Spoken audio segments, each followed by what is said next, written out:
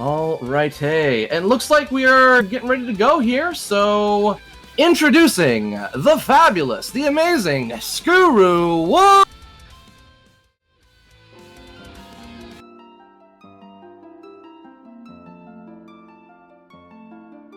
All right, looks like we got the screen up here. Donation incentives. Thank you for the intro, Fox. For those who don't know, I'm SkuruWolf. This is Twilight Princess HD. We're going to be going through the entire game in hopefully 3.5 hours. We did have some donation incentives for naming of the files. Did we ever get those back, Fox? I can check that for you real quick. Let's see what's going on here. So we have, looks like, I'm seeing 2 here. We have file name Bid War, and we have a choose opponent name selection here. Looks like we did have one here that won. $80 going to a woo, coming up for a file name. Woo. Oh no. Okay. What's the specific spelling on that? A-W. Is this all capital? Yeah, all capital, all caps. Okay. A-W-O. O. Okay. And the opponent? Opponent, the one that won for opponent is don't woo. Specific spelling on that? all one word, all caps, D-O-N-T A-W-O-O. The heck? And oh my god. Dude, this stylus is not working. Oh my god, it's actually not working. Okay. And it was A-W and then fill it up with the O's? Pretty, well, let's see here. There are just two O's. Okay, yep. Alright. We are ready. What is up, boys? Thank you all for being here. I appreciate that. Welcome in my community. I see you guys in chat. I appreciate you being here supporting yo boy. Let's do it. All right, I am ready when you are. Should I give a countdown? Let's do it. All right, in 5, 4, 3, 2, 1, let's go. All right, so first of all, introductions. For those who don't know, I'm SkuruWolf. I speedrun this game. Well, it used to be 4 nights a week, but it's been off and on for the last little bit. Since the last time this was seen on the fastest first screen, there has been a big route change, which has saved us about 9 minutes in any percent. Thanks to Gymnast, one of my co-commentators here. Jim, if you'd like to introduce yourself. Yeah, hello, I'm Gymnast86. I did pretty regular speedruns of this game for like a few months earlier this year. Perfect. And Ian. I'm Ian. I actually don't speedrun the game, but I know enough about it to help commentate. So. Yeah, thank you guys for being here. I definitely do appreciate it. Right out of the gate, we are actually going to go through a gate, hopefully.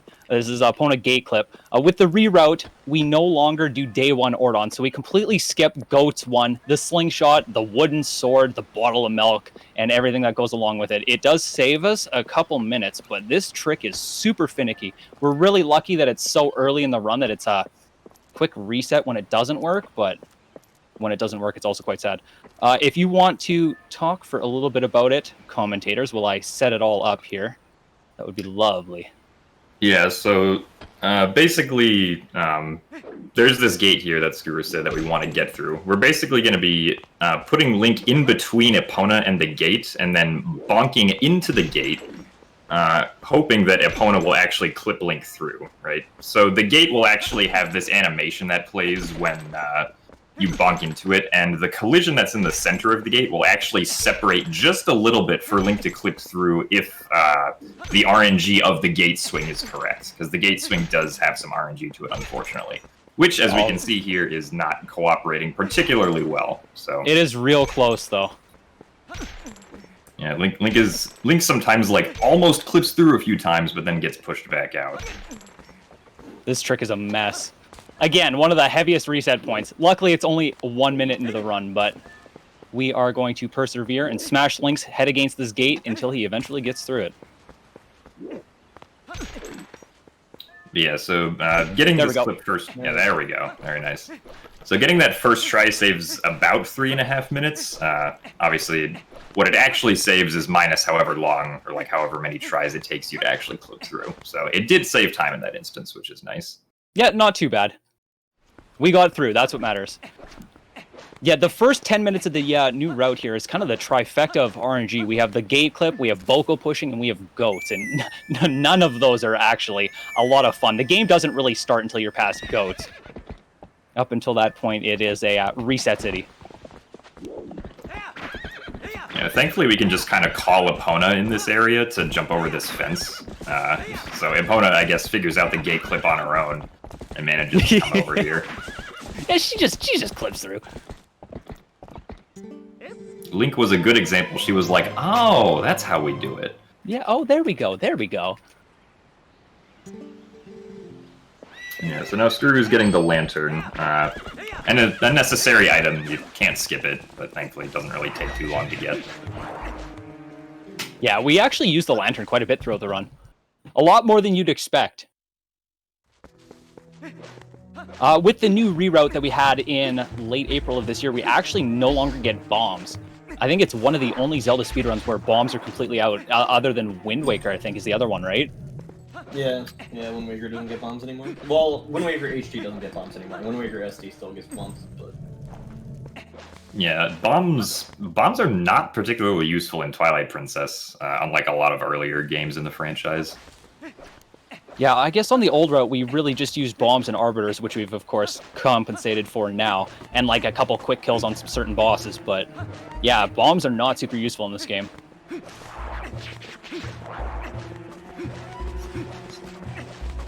The first couple of minutes here, just lots of running, lots of Boko pushing, and then goats. Nothing super exciting. I mean, gate clip, Boko pushing, that's kind of our early game excitement until we're like midway through the Forest Temple. The rest of it is pretty much just play the game as intended. Obviously do it as fast as possible, but... Well, one really exciting thing we can talk about is the fact that Skuru was playing in English, because language doesn't really matter in this game. I think differences between each language are like a few seconds. Minuscule. So... You see most Zelda games being played in either Japanese or Wind Waker HD Italian, just because text, well, either scrolls faster, there's less text in general, or you just clear text box faster. But in this one, it does not matter. English doesn't lose time because like everything's fast text, right? Is that the case? I'm yes. Sure that's... Yeah.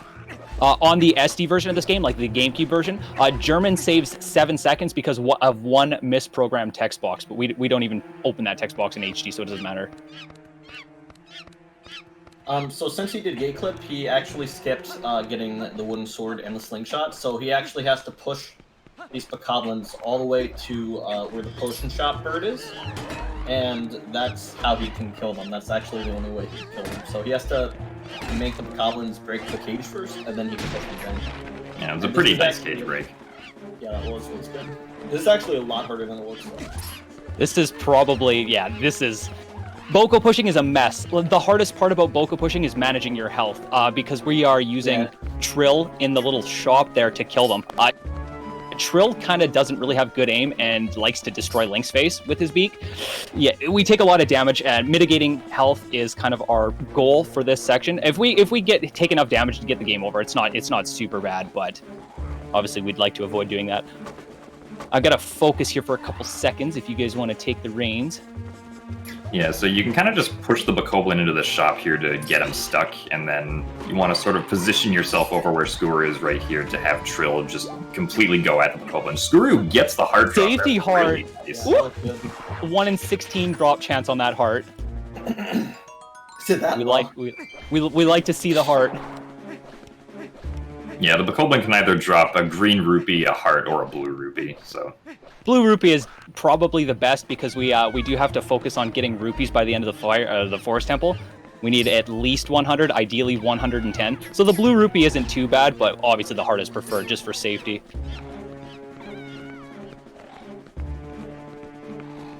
Yeah, so unfortunately the bokoblins in this game can't friendly fire each other. That would be very nice. Oh, yeah. It would be very nice if they could, but thankfully we still have Trill. We've decided that the analogy for pushing the Bocos is like backing up a trailer with a forklift. Not sure if you've ever backed up a trailer with a truck, but it is kind of tedious. Not impossible, just very tedious. And a forklift makes it a little harder. And he's not moonwalking. We are looking good. Let's go. Good stuff. Nice, there you go. Good segment. This is what I call bird boxing. Yes. He's one angry bird. And we have one more element to the trifecta of early game RNG, which is goats. But at this point, I'll take whatever goats are going to give me. Should we explain like the day cycles in Ordon, like the first 3 days, or? Yeah, for sure. Essentially, what he skipped was like day 1 and like most of day 2 by just going straight to the Bokoblins with the Pona clip and with killing the Bokoblins. So now he's on day 3, and so skipping the first 2 days saves how much time? Like 5 minutes, 6 minutes? I think it's 3.5 or 4. 3.5. 3.5 in this game, yeah. If you like get the gate clip first try and have good Boko pushing. Gotcha. And he needs to get to the end of day 3 in order to get to Fair and Twilight, and he needs to get to Fair and Twilight to get to Forest Temple. So. Uh-oh. Uh-oh. That's not too bad. Oh, we gotta go out in the corner. Oh yeah, that was unfortunate. Yeah, so there are multiple like different ways that you can go about doing the goats. Good save. That'll work for me. 20. I'll take a 25 any day. All right, run has started. Let's go.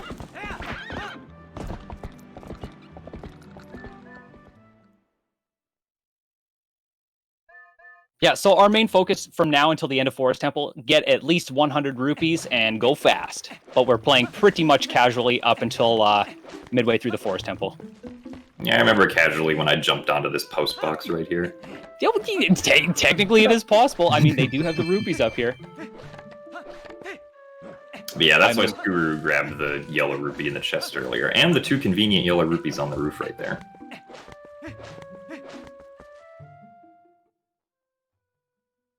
Yeah, casually, it's, again, like Jim said, we didn't really go on the roof. You could have, but nobody would have thought of that.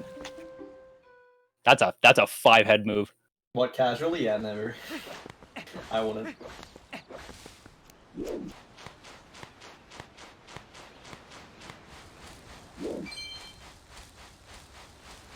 So Almost. This is gonna... Oh, go ahead. Yeah, I was just gonna say, this is gonna be it for Human Link for a while. We're going to be transforming into a nice boy that will be running around for a few minutes. He is one good boy. I'd like to see some awoos in chat if you have them, boys. 5, 6, 7, 8, 9, 10, 11, 12, 13. Oh, we got it. Nice. Hey, nice. So yeah, right there, Skuru was counting to try and time doing a B attack as Wolflink to break the box during the cutscene transition here. Breaking that box during the cutscene transition instead of afterwards saves a whopping 3 frames. So it's very important for the run. Yeah. Big time save. Hey, every frame counts. That is true. Every frame does count.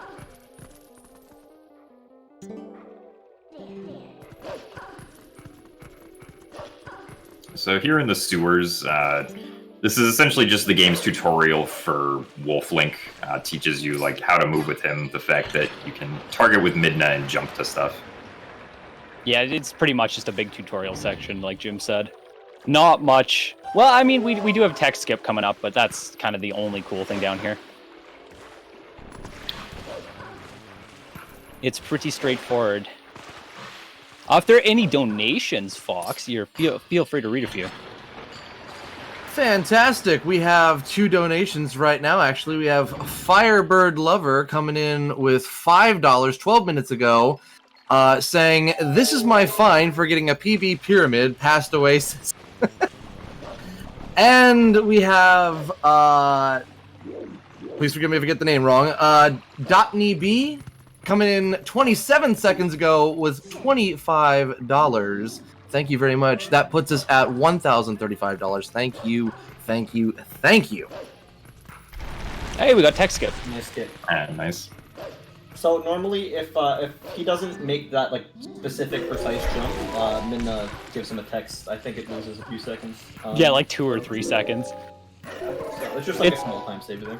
It's pretty minuscule, just like box break in the grand scheme, but yeah, you always go for them. Might as well. There is something interesting going on here with tech. We are actually using buffering, input buffering, which we can do on the Wii U version of this game, to actually activate these Midna jumps after the text box on the first frame available. So I just hold down A, and Midna will initiate the jump on first frame. Here I'm going to use a buffer out of the cutscene to skip a cutscene and skip another text box. It's something that is utilized a lot throughout this run. Unfortunately, the SD version of this game doesn't have input buffering. You have to mash and hope for the best. Yeah, the input buffering in this game is... It's pretty much unlike any other Zelda game. Like, you know, if you think about pause buffering in other games, you're like, oh, okay, so, you know, like, you pause the game and then you hold the inputs to buffer them. And you can do that in Twilight Princess HD, but you can also just simply hold the inputs, like, out of a cutscene or out of a loading zone, and that will buffer them also. So it allows you to get, like, you know, these first-frame jumps that each can save a few seconds to skip some small text sequences, or to, like, dash or roll on the first frame out of a loading zone. It's small little time saves that add up throughout the run. Yeah. Oh, I went to split. 3.5 hour long run. Say it again, Ian? Especially in a 3.5 hour long run. Yeah. Yeah, it's also important to note that at least for the Midna jumps, the first frame Midna jumps will only happen if Midna specifically has a text box before the jump. Yes, that is correct. It has to have the text box to be able to buffer through. There is one instance of a Midna jump with a text box that you can't buffer, but we'll talk a bit about that more when we get there. It's not like super crazy or anything. It's just weird that it has like one text box with that. Yeah, so right now, story-wise, Skuru is going to be going to get the Orden Sword and Orden Shield in Orden Village, because you need these items if you want to progress into the Fair and Twilight. You can technically skip them by doing a trick called Sword and Shield Skip, but unfortunately that will dead-end the game later on because you won't have a weapon to attack enemies with if you don't get the sword here. They do it in the SD version of the speedrun because they do a trick called Early Master Sword and get the Master Sword early, as the trick name implies. Yeah, we can't do that in HD, so like Jim said, it does dead-end us.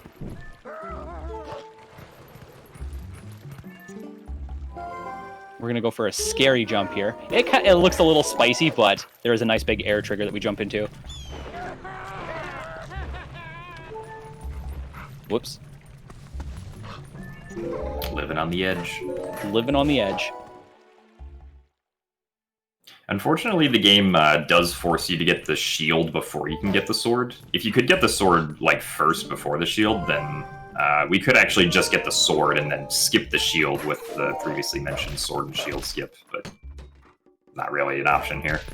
Yeah, like even though we know where the sword is, it just like it won't actually be there until you get the shield.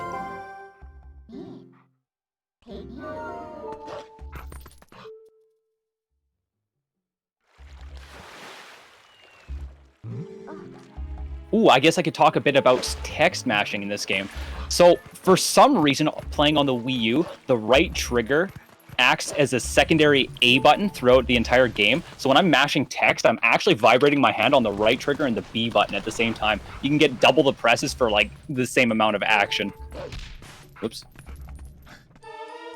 Yeah, that's also another weird thing about this game, is just having, like, the ZR button be a second A button. Like, you can roll with ZR, you can dash with ZR.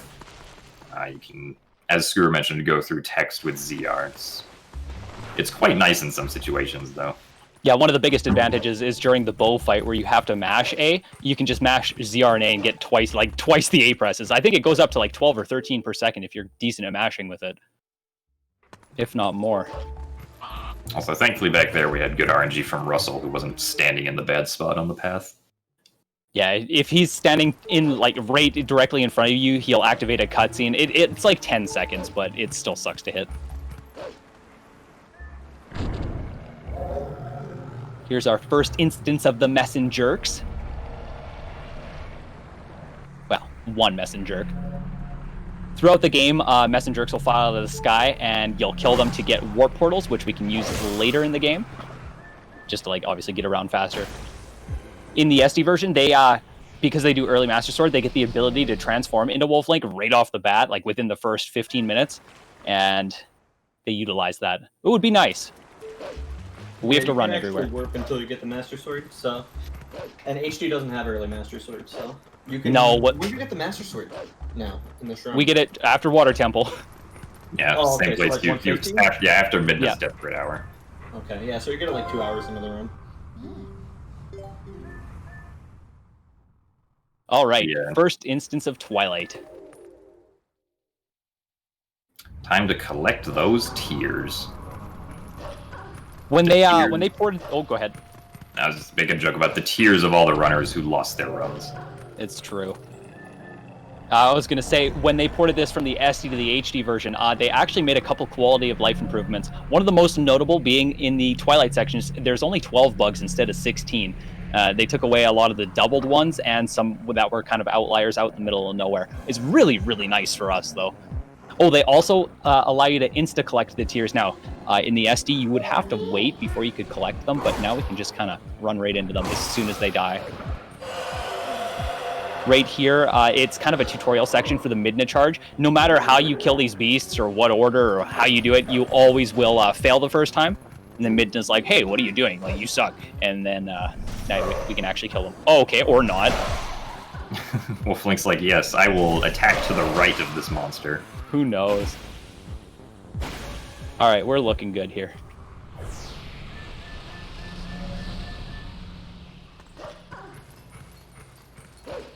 Gonna get our vessel, and then we'll kill some bugs. Wolfie Link Exterminator, round 1. Yeah, Fair and Twilight's pretty short. Should only take like maybe 3.5 minutes or so to get through. Short and straightforward, and I like that.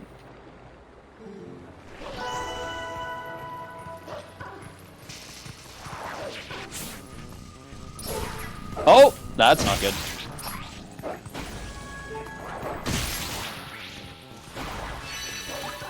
Gotta react, not anticipate.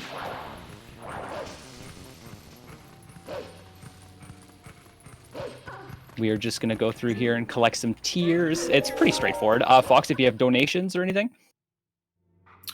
Why, yes, we do. I want to say a quick thank you to Trip for the 100 biddy donation. Pure Core, thank you for the 225 bits donation. And we have a donation of $20 from Wolfmom1. Hey, that's my saying, mom. Hey, best of luck to everyone involved. Oh, woo. That's my actual mom. Thank you, Mom. Who's upstairs watching me.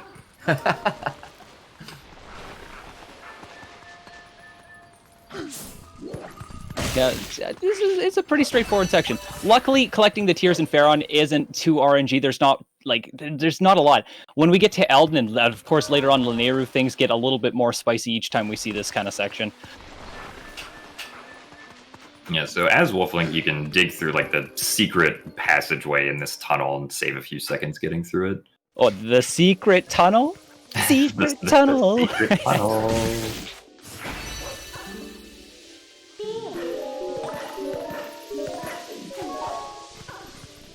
I have to figure out how we can fit in a Boulder reference soon. Absolutely. Alright, so yeah, so Skuru took out specifically the bug of those two that can actually start flying, because obviously you don't want the bug to just start flying away. We definitely don't want the bug to start flying.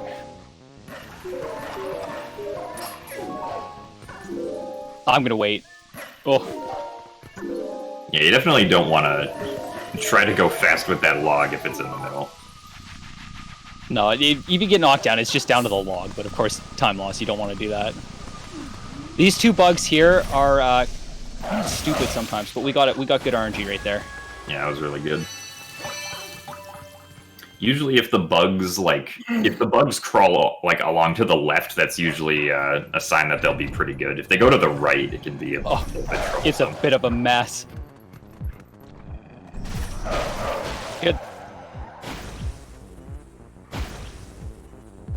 And yeah, like we mentioned earlier, there's no early Master Sword sequence break in this game like the original. This is where you would do the early Master Sword sequence break if it was possible, but the developers of Twilight Princess HD did decide that there would be no early Master Swords, so they added invisible walls around this area, and they also changed how the Shadow Beasts attack, so you couldn't use the Shadow Beast to get out of bounds. Uh-oh. My positioning was a little weird, but we still got it. All right. Cool. Right after the cutscene here, I'm going to be backflipping on first frame, so I'm going to buffer a backflip, and this allows me to skip a midna text box that's quite long. So we just do a backflip and then roll around the trigger, and we're on our way.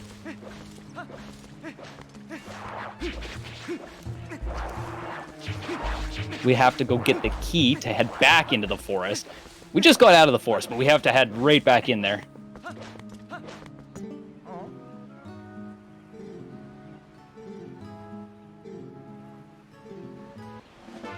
Good stuff.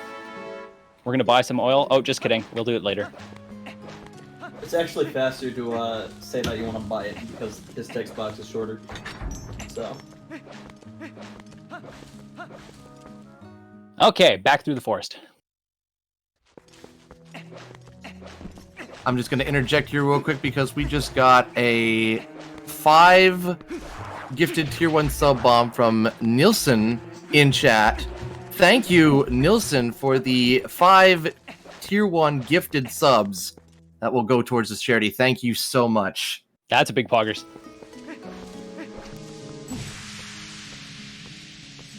We also have a hype train going, so thank you for that as well.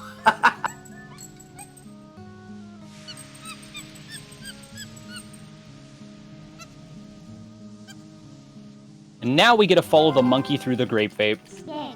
Don't want to touch the grape vape. I don't think I've ever heard you refer to this as grape vape before. Oh, I definitely have. It's the grape vape. It's poisonous. Very poisonous. So the whole time while I'm following the monkey around, I'm going to try and push her along her path here while collecting as many rupees as possible without touching the grape vape. And we got a 5. That's good RNG.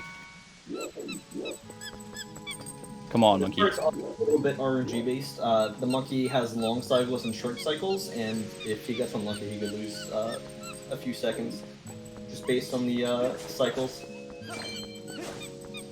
Yeah, I think it's like 15 or 20 seconds with bad RNG. Got the bat, though. That's good. Yeah, you want to make sure that the monkey doesn't notice any enemies, or else she's going to stop and be scared for a few seconds. It was much easier with the slingshot, I will admit. Holy cow. I'm going to jump in one more time just to say thank you to so many jumping on the hype train right now. We got, wow, okay, we got Trip with 95 biddies, SK Ferret with a tier 1 sub, Mr. Jerky tier 1 sub, Bad's Flower for the tier 1 resub for 3 months, It's Oasis dropping 5 gifted subs, I hope I get this name right. Resi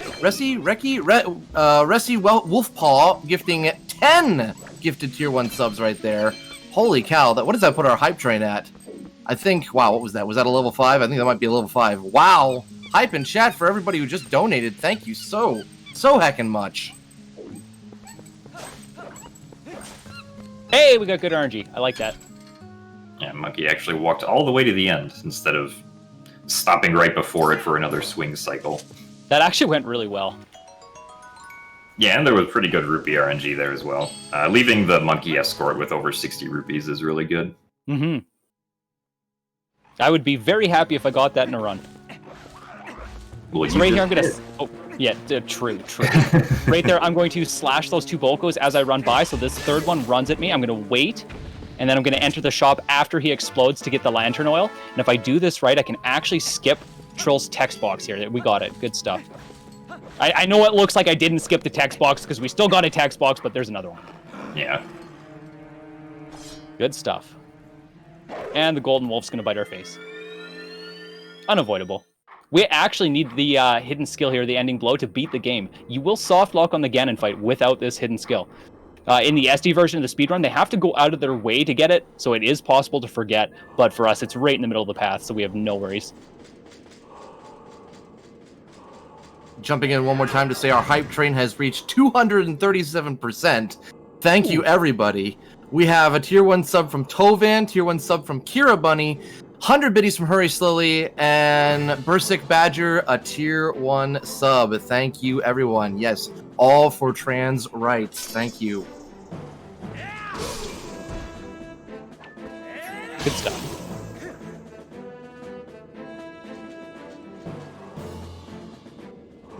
We are just about in the Forest Temple here.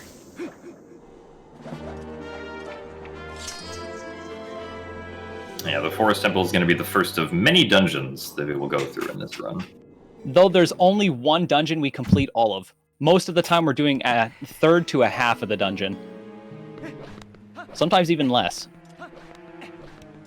I'd say with Forest Temple we do roughly a third, maybe a half. Yeah, I'd say like a third.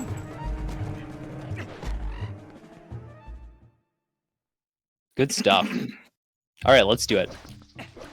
So because we... Oh, go ahead, Dean. No, you're good. Go ahead. Oh, I was just going to say, because we skipped day 1 of Ordon, we don't actually have the slingshot. And if you notice on the vines over there, which obviously you can't see right now, but I know they're there, there's 2 spiders. We normally would just shoot them with the slingshot and everything's fine and dandy. But without the slingshot, we have to get creative. Fortunately, the Deku Babas here drop nuts. And if we throw the nuts in very specific ways, we can actually kill the spiders with the nuts. Though sometimes it doesn't go as planned and the nuts break. Hopefully we can get this though. Good. Nice. We looking good. If the nuts break, you're just relying on RNG to make it up the vine without the spider seeing you. It's a lot easier in the HD version of this game because Link's climbing speed was actually increased a whole bunch. Yeah, he'd be zooming up the vines. We like that. So the first 30 minutes of the run is pretty just movement oriented, very movement based. Once he gets the Gale Boomerang, you're gonna see a lot more extinguish breaks. Oops. So you can do a trick called LJA or long jump attack. And so yeah, I guess we can explain that once we get there. Yeah, Skuru has to kill this spider right here because otherwise the monkey's gonna be too scared to eventually let him go to the right side of the dungeon. He is pretty scary, to be fair. It is a very scary spider, I will agree. If I saw that thing in front of me, I would not be okay. And I don't mind spiders. Good stuff. Yeah, so basically, go ahead. The goal of what we want to do right now is just get to the left side of the dungeon. Unfortunately, the first monkey here will not just let us go there right away. We have to go and save a second monkey who will then let us go to the left side of the dungeon. Yeah, in the speedrun, we only rescue 2 of the monkeys. I kind of feel bad for the rest, but they are fine. They are in cages. They are being fed. They'll be fine.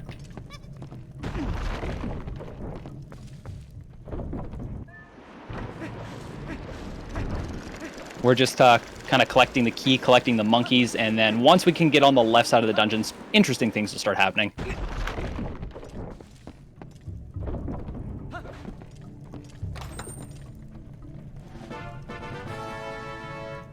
Good stuff.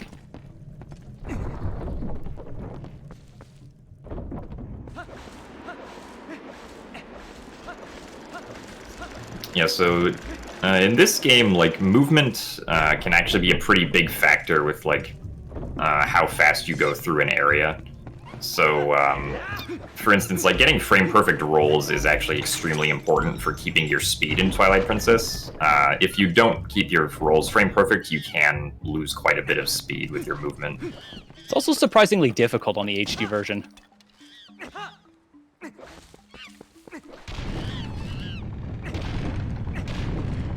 Just knock the monkey off, he's fine.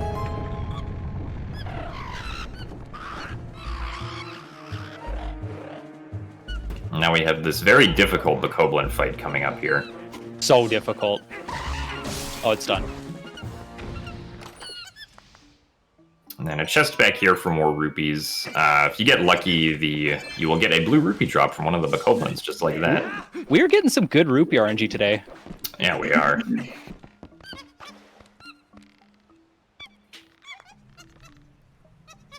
No matter how fast you get up here, you're gonna have to wait for the monkeys to swing you anyway.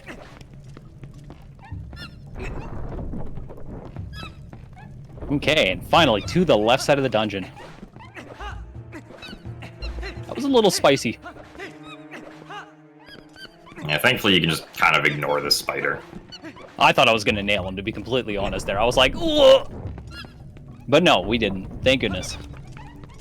Yeah, right here it's actually not faster to take the monkey swing across because that Cutscene. gives you like an extra cutscene that's kind of slow. Yep. Ooh! My camera was weird there. I did not anticipate that properly. Yeah, the camera in this game can act very differently depending on whether or not you go into a cutscene with free cam mode active or with like the target camera active. So you kind of have to remember what your camera angle is before some cutscenes so that you know where to move when you get out. Okay, and here's our first instance of some spicy stuff in this run. Yeah, so normally to get the boomerang, you need 4 monkeys, but you can actually clip through like the fence on the side here, and he's gonna do a seam walk, and he's gonna make some jumps to get to the mini boss early, which gives him the boomerang early. Yeah, so for that first one, Skuru had to clip into the fence, and then once the fence had turned, or once the bridge had turned, he jump slashed over to the next one. For this one, you can actually just straight up like jump between the fences while they're turning. That doesn't work with the first one because the developers actually put an invisible wall between those 2 fences while they're turning. So they knew you could do this, but they only protected the first one, assuming you wouldn't be able to get past it. But we can. And we did. Ooh, good RNG. Ooh. Yeah, it was a good start. I'm getting eaten here. Uh-oh. So this is the Ook fight. Ook will hop around a random number of times on the totems here. The least amount of times that he can hop per cycle is 2, so the first cycle was as good as it can be, and then getting 4 on the next one is fine. So it was a pretty good Ook fight RNG-wise. Not bad. Not bad at all. Yeah, other than Epona clip, this run actually hasn't been too bad. I think we might be on PB pace. I don't want to jinx it, so I'm going to knock on wood real quick, but yeah, so far so good. I don't know if I would say any of that as long as early Snow Peak is still upcoming. Yeah, that's like 2 hours from now, though. We're fine. Well, like hour and a half. I'm already monk-assing about it, though. Just don't mess it up, dude. Yeah, just don't mess it up, forehead. Have you ever considered just doing the trick? Yeah, exactly. With the route change we had at like earlier this year, the newest trick is called Early Snow Peak, and it is by far the hardest trick in the run. Probably, yeah, it took me I think 7 hours of practice to get it the very first time, and I've practiced about 30 hours cumulative now, and I think I'm maybe 40% consistent. Like it is a hard trick, very very precise. Ooh, we can actually talk about quick loading save files here. So I actually have the WolfLink amiibo tied to slot 3 in my file select. So when I save warp like we just did to get out of the room and get back to the beginning because it's faster, I can actually quick load the save file with the WolfLink amiibo and save, I think it saves about 20 seconds throughout the run. And we save warp because it is faster than walking back. Don't need it. Yeah, you got more than 100, and you can always get the blue rupee in the pot later. Yeah, exactly. So we are looking good on our rupee route. We have at least 100. That is ideal. Well, excuse me, that is necessary. And then more than 110 is ideal. So I have a question for you. For sure. Do you have any particular dungeon in this game that you really like? That I really like. I kind of like the water temple. We do some pretty cool LJA tricks here, which I'll definitely get to explaining in a moment. But water temple's a lot of fun. It is a lot of fun. Oops. So the trick I just did with the Gale Boomerang there is called a long jump attack trick. Well, long jump attack. There's a system in this game that allows Link to jump farther distances towards enemies when you're L targeting, doing a jump attack with the sword. We can exploit that with the targeting system on the Gale Boomerang to, if certain conditions are met, yeet ourselves across gaps. The 3 conditions are if the boomerang is on ground that's higher than Link, if it's over a void, or if it's out of bounds. Those are all things that will allow you to get a long jump attack out of them. And you can actually use that quite a lot. Yes. In the run, so. Each LJA that we do is nuanced and slightly different from the rest. Like, they all have their own quirks and like very specific fine tunings that you need to be aware of. And the trick itself isn't super hard to do, but learning the specific LJA for the specific scenario you're in is kind of tough. But it is an easy trick. It only works on the SD and HD versions. It does not work on the Wii version. The developers actually unintentionally patched it out. With the way that Link takes his sword out on the Wii version, it breaks the target on the boomerang, so you can't actually do it. Right here, we are just avoiding rescuing the rest of the monkeys and sending ourselves right over to the boss room. Good to go. Yeah, so that's one of the bigger sequence breaks that the long jump attack allows, and just allows us to get to the boss right away. Oh, now we have Diababa. Would you like to explain Ooklis while I do this? I can explain it, yeah, sure. Okay. Unless you want to, Chip? No, you can. Oh, whoever. There's two phases. There's the first phase, which is this one, and so during this phase, he's going to take 2 of the bomb plants, and he's going to put them right next to him. And he's going to go into the second phase. And so the way it works is that each bomb, when he pulls them, it's gonna like start a timer, like let's say 4 or 5 seconds. And every time the Gale Boomerang touches the bombs, it resets the timer. And so he's gonna juggle the bombs with the Boomerang, and he's going to make it so that he can use those 2 bombs in the second phase of the boss fight, which allows for skipping the cutscene, which saves 40 seconds. This is like my favorite trick. It's such a cool trick. It's pretty technical and pretty time sensitive, so hopefully we get it here, but it is really cool if it works. Yeah, so right here, Skuru throws 1 bomb away so that it's just far enough away from the upper bomb to not explode as the upper bomb hits Diababa. And Good. with a quick jump/spin attack, the other bomb now comes back. Nice. And very nice. Perfect, let's go. That's such a good fight, man. And yeah, that saves so much time because normally you just have to kind of sit here and wait for Ook to come out. And then to, Ook like, swings present you bombs. with bomb. Yeah. Ook will swing bombs back and forth, and then you have to target the bomb and target the Ababa, and it's faster to do it this way with juggling. It's a lot harder, of course, but enough practice, anyone can do it. If I can do it, anyone can do it. And now we get to sit here through the unskippable cutscene. Yeah, boss death cutscenes are the longest, some of the longest unskippable cutscenes we have in this run. Yes. Though there are 2 in particular that are really good P breaks, and P breaks are very necessary in a 3-hour speedrun. So we're just gonna mash text, grab the heart container, and get the heck out of here. And yeah, heart containers in this run are pretty much just for safety. You don't technically need to collect any, but it's very advisable. Yeah, to collect at least like 1 or 2. Yeah. Yeah, it's good to have at least 1 extra for Palace of Twilight, because Palace of Twilight is quite hard. It is tough. It is my least favorite temple, and it is tough.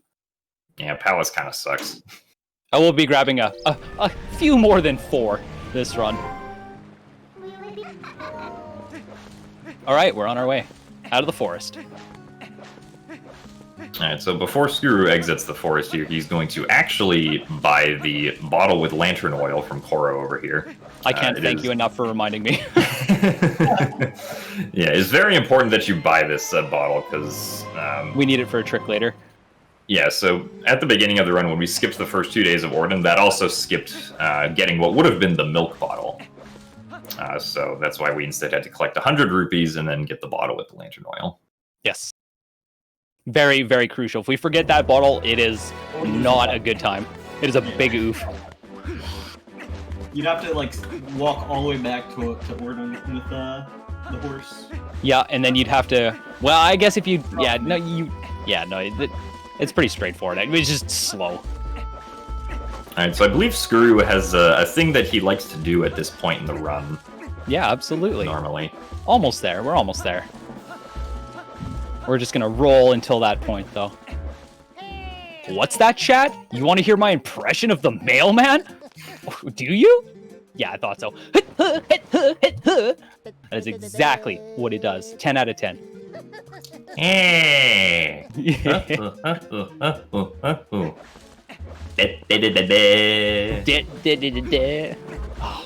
What a we could skip the mailman here, but we would have to skip him again a little later on, and it's very tedious to skip him the second time, and it's only like a 5-second time save. So we just eat the mailman. We don't eat the mailman. We run into the mailman's cutscene. Gee, man, Twilight Princess Cannibal Edition over here. All right, it's time to be a wolfy good boy again.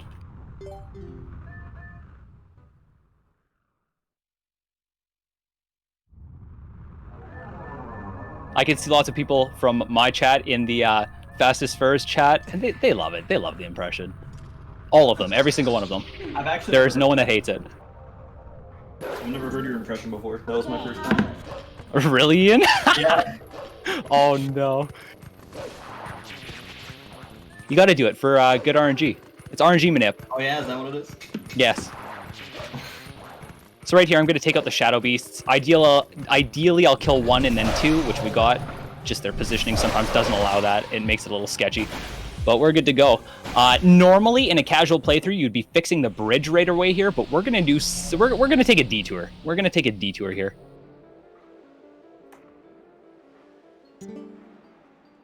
In the SD version of the speedrun, they have a trick called Gorge Void right there. They unfortunately cannot input buffer like we can on HD, so they have to either mash or time it, and if they miss it, it's kind of either a run over or a losing 50 seconds kind of thing. We don't have to deal with any of that in HD. Like, HD is the easier speedrun by far.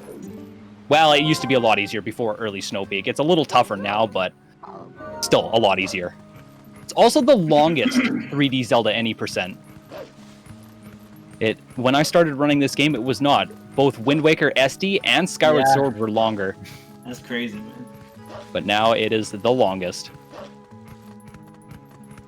So I actually did a warp to the wrong spot there. I should have gone to North Faron to fix the bridge, like we would have casually, but again, we are doing a bit of a detour here. You will see what we're going to do. It's kind of neat. And thank you, we didn't load zone crash. I really like that. Yeah, that's good. If you enter that load zone for whatever reason, there is a chance that the game will just crash. It has happened to me. It has killed PB paste runs. Ow. What's up, Ian? No, I never knew that. That's crazy. Yeah, no, you just enter the load zone and it just never enters the scene again. Yeah, the reason for that is because Twilight Princess. Yes, because Twilight Princess. Alright, so coming up here, Skuru is going to be clipping through another gate, actually using the same sort of exploit that was done at the beginning of the run, where he's going to bonk into the gate and then try to get through it with side hops this time. That was really good. It's a lot easier with Wolf Link. Yeah.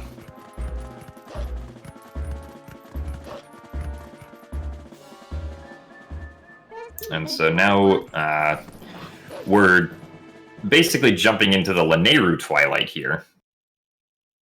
The trigger for activating that cutscene into the Lanayru Twilight is huge, which is why we were able to touch it from the backside of the Lanayru gate. You're normally not supposed to get to the cutscene trigger from that side, which is why it looks so strange. Huge is not an understatement. Like, that cutscene trigger is massive.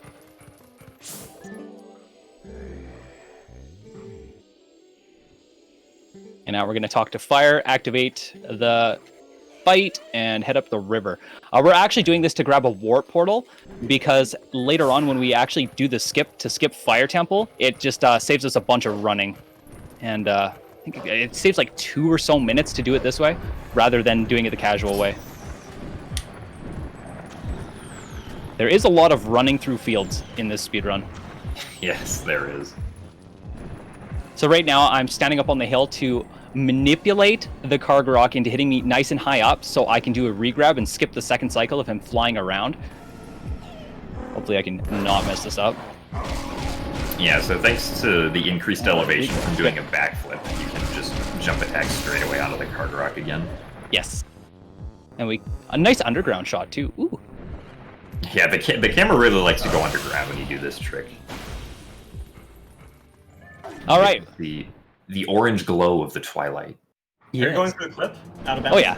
So this is the Kargarok, or as my sister calls it, the Scary Bird, and we are going to take the Scary Bird into the no-no zone here.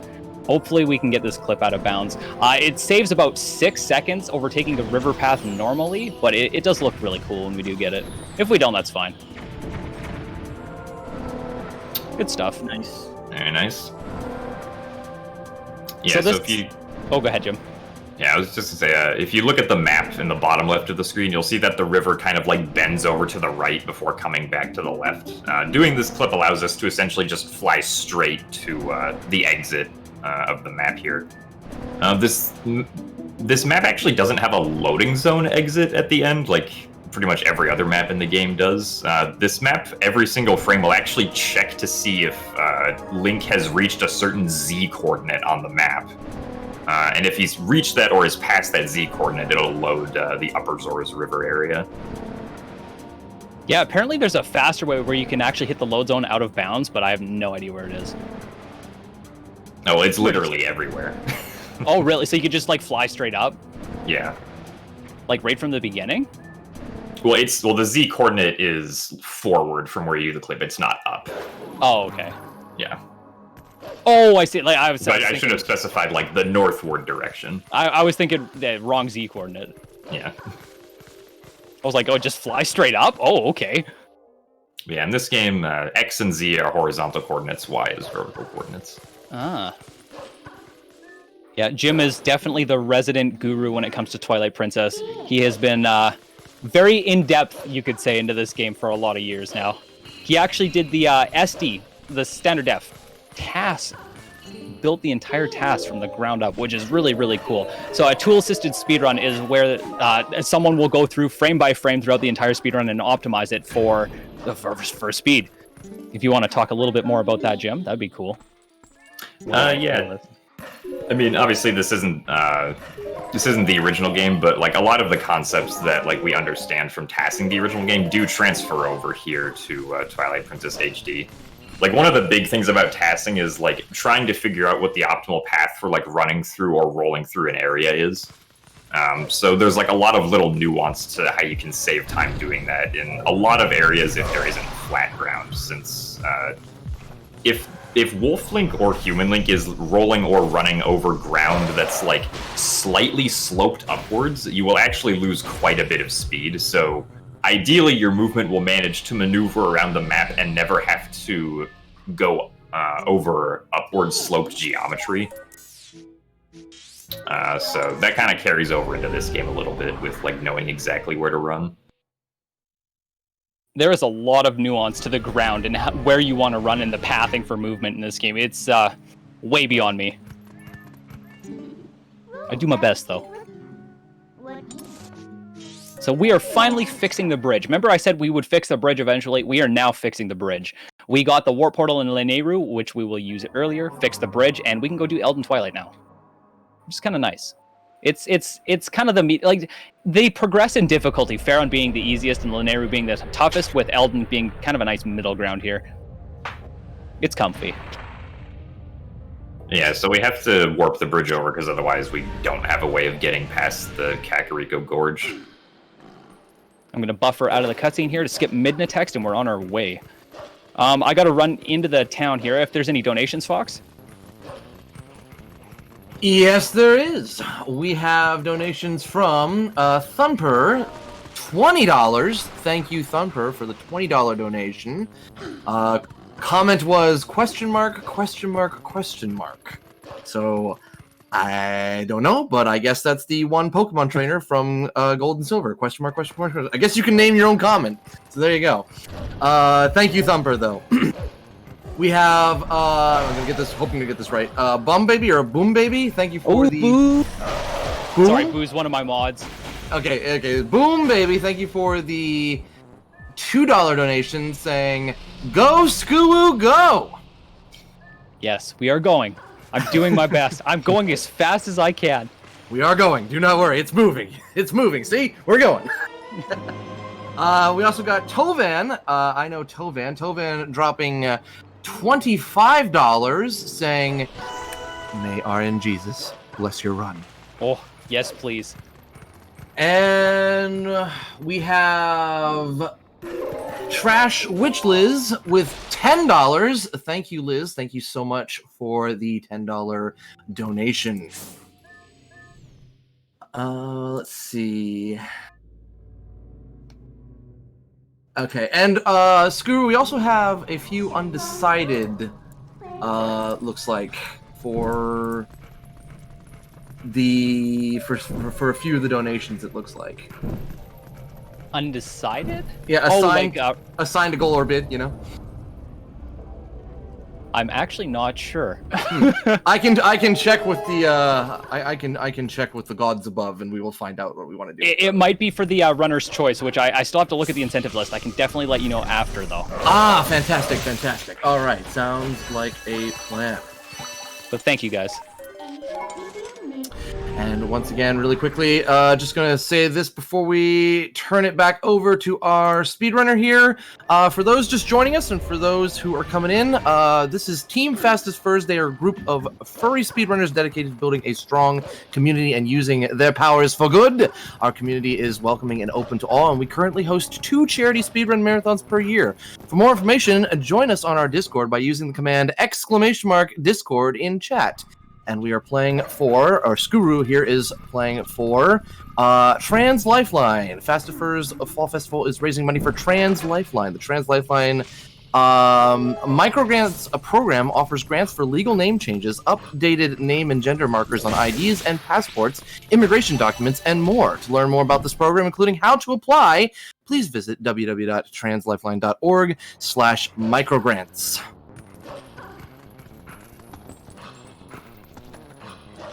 Alrighty.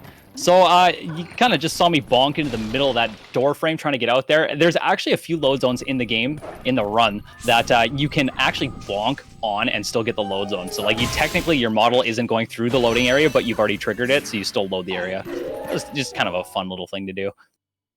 The Elden Twilight is pretty straightforward, other than a little bit of a different routing than you would casually. You saw me in the basement there, kill the basement bugs, and then warp out. You're actually intended to go through the back exit and go up out of the graveyard, but it's slow with all the cutscenes and everything, so we just warp out of there. And then kind of just go around, kill the bugs, and... okay. When I said kill the bugs, I meant actually kill the bugs. All right, so we're coming up on the bomb house bugs over here.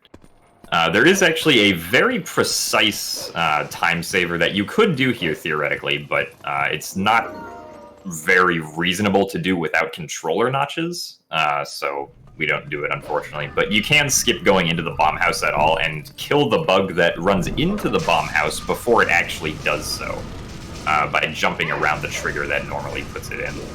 Yeah, you need a perfect up position on the control stick. Again, like Jim said, a lot easier to do with a GameCube controller, so they do it on SD, or the top runners do.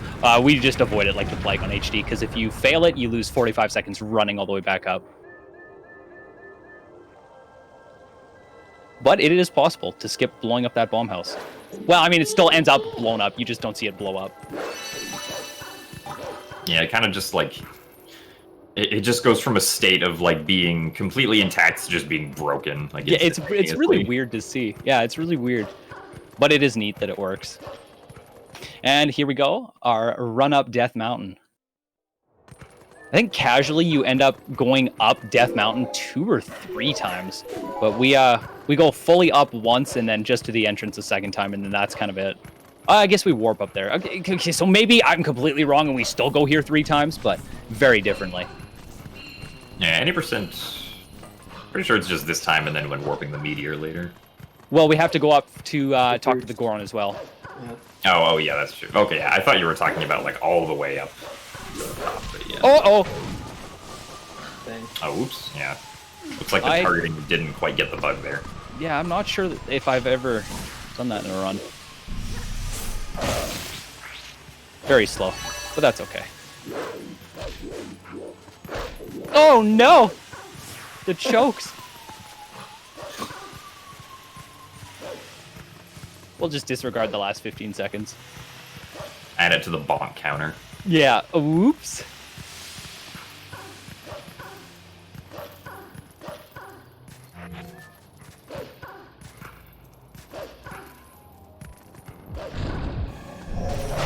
as we progress through the game, you'll notice that each of these messenger fights, there's sometimes a little bit more than the typical 3. This is one you kind of have to solve the puzzle, kill the one behind the wall, and then kill the other ones. It just like kind of variate it up and try and make it difficult, but at the end of the day, you're just trying to make sure you're killing the last 2 at the same time and not leaving one standing. So in this run, he pretty much does Lineru and Elden Twilight both back to back. Yes. But it's really nice because he's already done a little bit of Lineru, so after doing Elden, he only has to warp the Lineru and collect the bugs. Normally, when you enter Lineru Twilight, you have to walk all the way to Zora's Fountain. He's already done that. So he's about to clear Elden, and then he's gonna just collect the bugs in Lineru, and that's it. And that's it, Twilight. Good stuff.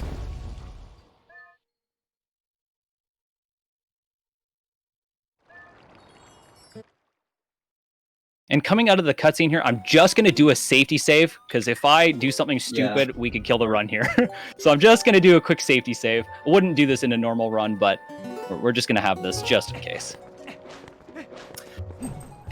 I'm going to drop in real quick just to say thank you to the Wayfaring Fox for the 10 gifted Tier 1 subs. Thank you so much for that massive sub bomb that will go to the charity as well. Thank you so heckin' much.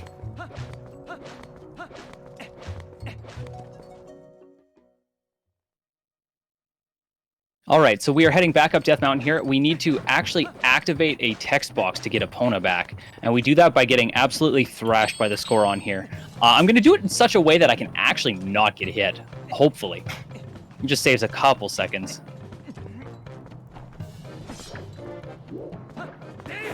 Good. Yeah, so right there, Skuru did a backflip, and during the backflip, he actually input a spin on the control stick to do an automatic quick spin when he hit the ground, which took him out of the trigger that would normally lock Link into trying to wrestle the Goron, and allowed him to backflip down immediately and save a few seconds. Saves a couple seconds, but again, every second counts. Yeah, funnily enough, despite that, the Goron still is like, haha, I got you, and we're just yeah. like, okay. Joke's on you, Goron, you big idiot. And now we get Epona back. The main reason he needs Epona is to do Epona Dive in a second. That actually allows him to skip all of Goron mines by entering Linear Twilight early. So normally, like in SD, you'll have early Master Sword, so you can just transform into Wolf and like warp to Linear straight away. In HD, you can't do that, and so he needs to enter Linear in order to become a Wolf again, and then from there clear Linear. So he's gonna use the horse to get over to that area and then do a dive. This is a pretty cool looking trick. Yeah, as long as I don't use my lantern oil before we get there, it'll be lovely. Yeah, so the big reason for getting the bottle with lantern oil is because you can use that cutscene to trigger the Epona dive that we're going to see in a few seconds. It's also why Skuru's had his lantern out for the past, 2 minutes here, because you need to waste a certain amount of lantern oil for the trick to work, since the cutscene of Link refilling his lantern will actually last longer if the lantern needs to be refilled more. Back when we had the old route and went through Day 1 order and got the milk, you didn't have to worry about any of this because it was like, oh, just drink the milk, get the cutscene. But now, like Jim said, with the lantern oil, we have variable length cutscenes, and we need to make sure the oil is below half to have the cutscene last long enough for what we need to do here. Very unintended game mechanics coming up. We're not supposed to be able to do what we're going to do. But it does let us skip the entirety of the Fire Temple by getting past a bombable rock wall. Like I mentioned right at the beginning, we actually don't get bombs in this run at all. So even if we were to beat Fire Temple, we still wouldn't get bombs. Actually, we might. I don't know. I've never thought about it. But yeah, we are going to take Epona off of a piece of collision that's missing. We're going to drop her down into the out of bounds and use the lantern to push us through the void cutscene. Just like that. Very nice. And now we are very out of bounds. And it just so happens that the load zone that we want to hit extends infinitely above and below the map, so we can run into it from underneath here. Yeah, there's a lot of triggers like that in this game that are just air triggers, and they don't have a specific Y coordinate that you need to be on. You can just be super above it or super below it, and it's still you still hit the trigger. So, and Good. for this instance, it's super helpful. Yeah, so I just line up and run opponent into the trigger. You can position yourself badly and like lose the trigger. There's no visual cue. Well, there's a visual cue to line up, but there's no visual like where the load zone exactly is. So you just line up and hope for the best. And right here, I'm going to buffer a jump attack out of the cutscene because there's a bat that I can jump attack on, which lets us warp right away here. We're going to go back up to Death Mountain, grab the big steamy rock, and thaw out Zora's Domain. Yeah, so thankfully, because we already have the Zora's Domain portal, we don't have to run around North Hyrule Field for like 3 minutes to begin that sequence. Yeah, we can just warp her and do her right away. We can run around in circles with our fellow Goron here. Sometimes he punches Link, and like, who punches a wolf, man? That's messed up. Someone who doesn't think the wolf will get angry. True. Alright, so we're gonna warp Aruni this way up here. Thaw out Zora's Domain, and then do Linear Twilight.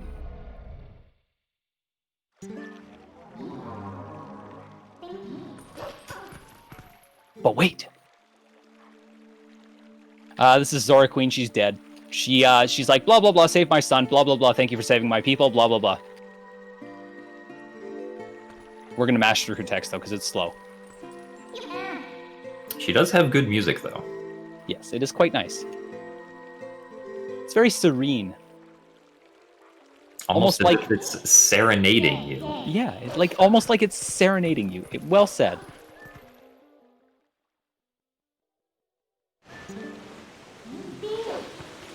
All right, now we get to swim for a little bit. Do the doggy paddle.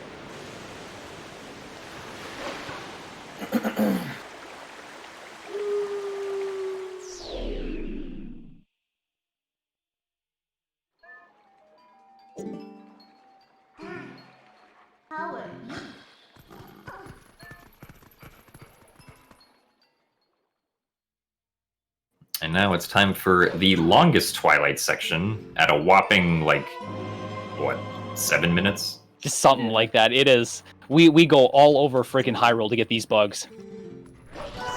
There is nothing quick about it.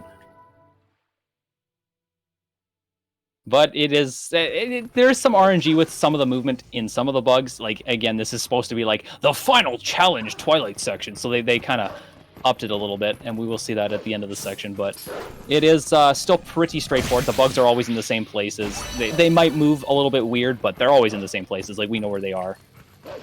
We're going to take the route a little bit different than you would casually, because we went and got the portal initially. We don't actually have to fly. Well, we do have to fly up the river to get the bugs, but we don't have to get to the top and thaw everything out. Like, casually, you would be thawing out Zora's Domain halfway through the Linear Twilight, but we did it before. Please come closer. No, thank you. Yeah, this Shadow Beast fight is like... It's weird to try and position the Shadow Beasts, like, correctly in a fast way so that you can get the two at the end. Yeah, every time you fail a Shadow Beast fight, it's like, oh, 15 seconds. Oh, no! Oh, no, yeah, I think the tier's still up there, unfortunately. Oh, that is a mess. What a mess. That has absolutely happened to me before. You just kind of fell off the ledge. It's okay. Link just wanted to go for a swim, I guess. We'll have plenty of time for that in the Lake Bed Temple later. That is true. Or even right now coming up.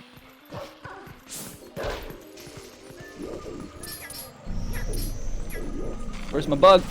There he is.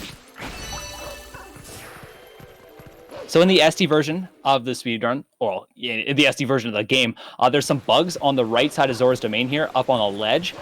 Because there's less bugs, 12 instead of 16 in the HD, we actually don't have those at all. So we don't have to worry about getting up on the ledge or mid-na jumping or anything. We can just grab the guy in the middle here, who's kind of a jerk. One on the edge, and then we're on our way. Yeah, it was a little far away at the beginning. Thankfully, it didn't cause too much other trouble, though. That is one of the RNG bugs. And we're on our way.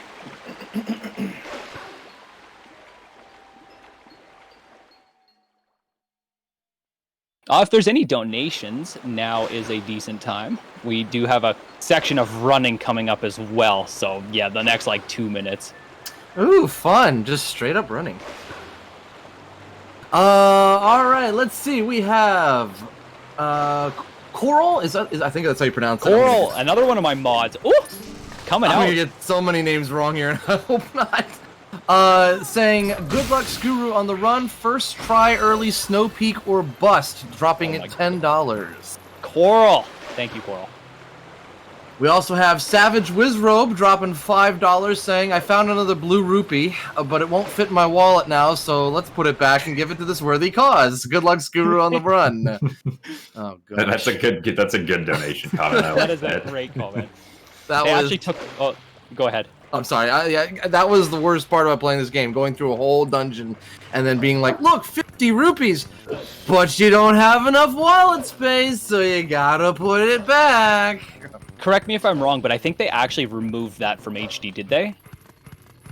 I want to say yes. They removed like seeing each rupee's text box multiple times just because you'd saved the game and quit playing. Honestly, I do not remember if they removed the fitting in the wallet thing. I can't say I've had a the full intention wallet. is the intention is nice, but like it just ends up being annoying, unfortunately. Yeah. And then we got one more donation here. We've got Eldritch Mecha dropping $10, saying, I heard Speedos are more aerodynamic, so Trace has to go faster with just wearing that. This is a good luck to Sabera. Good luck to Sabera.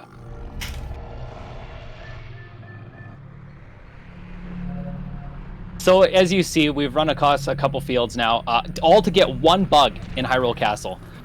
Game sense-wise, like game design-wise, it makes sense because now we have the warp portal at the castle, but it is very annoying to have to run all the way here for one bug. Again, does make sense in game design though, because now we have this portal. Yeah, you actually can't get this portal if you don't get it during the Twilight. Like, it only exists in the Twilight state, so... They kind of do want to force you to get it right now. Yes.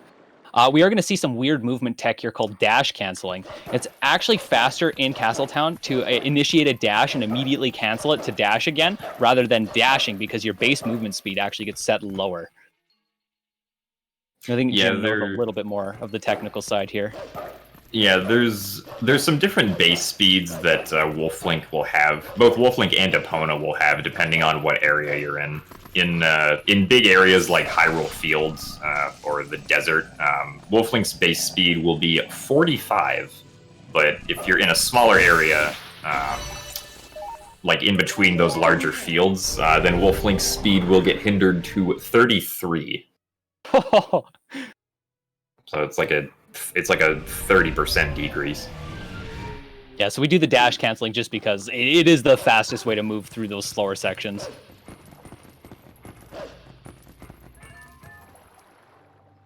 Thankfully, there's no bug behind Fire's cannon in HD, so it can just howl right away. Yes.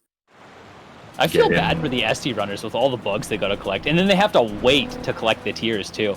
Yeah, SD Twilight is rough, man. It's rough. I have heard a lot of SD runners say that the game doesn't even begin until you're finished Linear Twilight. I don't know. I feel like you do a lot of interesting stuff before finishing Linear Twilight. Yeah, I guess in SD there's a lot. The first 45 minutes of the run are probably the most intense. Whereas in HD, it's a slow burn through and through. We're just gonna kill the bugs and be on our way here. Yeah, casually, you'd be collecting these tiers while everything's still frozen and then making your way to the top for the first time, but we kind of did it all backwards. Oh no, I bonked. Whatever shall I do? Oh no. It's not like this conveniently places you back where there's another bug at Lake Hylia or anything. Yeah, weird. That would be so weird, right? Could you imagine if there was just a bug conveniently right behind me after this cutscene? That'd be so weird. Well, he wasn't super behind me right there, but like... He was trying to get the aerial view on him. He was. And we have one bug left. Time for Unfortunately, big bug. he's a big boy. He is one big boy. One big bug. Now there is a quick kill strat we can do here if I'm not bad, but I am kind of bad. We'll see if we get it. What? Oh, Okay, wow. definitely- That was definitely not super getting unlucky. Wow!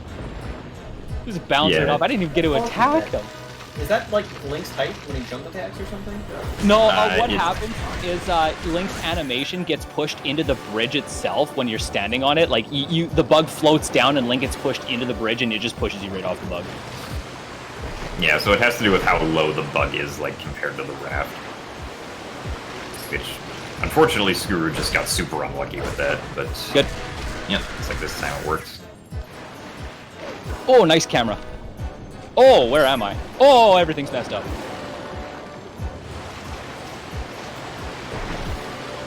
I still have no idea where I am. I think I'm on the wrong raft.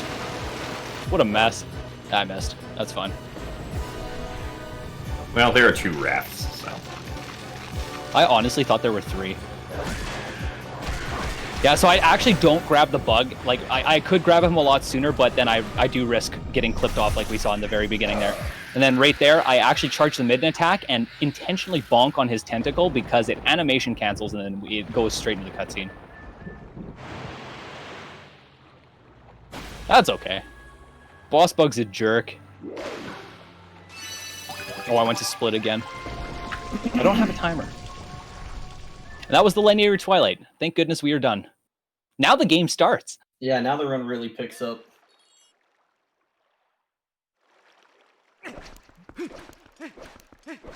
So earlier we were talking about needing 100 rupees and ideally 110 by the end of Forest Temple. That's because we actually need 10 rupees right here for a cannon flight to the top. Luckily, we did get the rupee count we needed, so I have 13. We need 10. We're good to go. We will need to collect 300 later on as well to fix the city in the Sky Cannon, but we'll worry about that in a little bit. Yeah, there are some more convenient higher count rupees before then. Yeah, We don't have to try to, like, get spare pickings here and there like we do for these first 100. The rupee route is well thought out, and there's even a backup rupee route if you're bad at snowboarding like I am.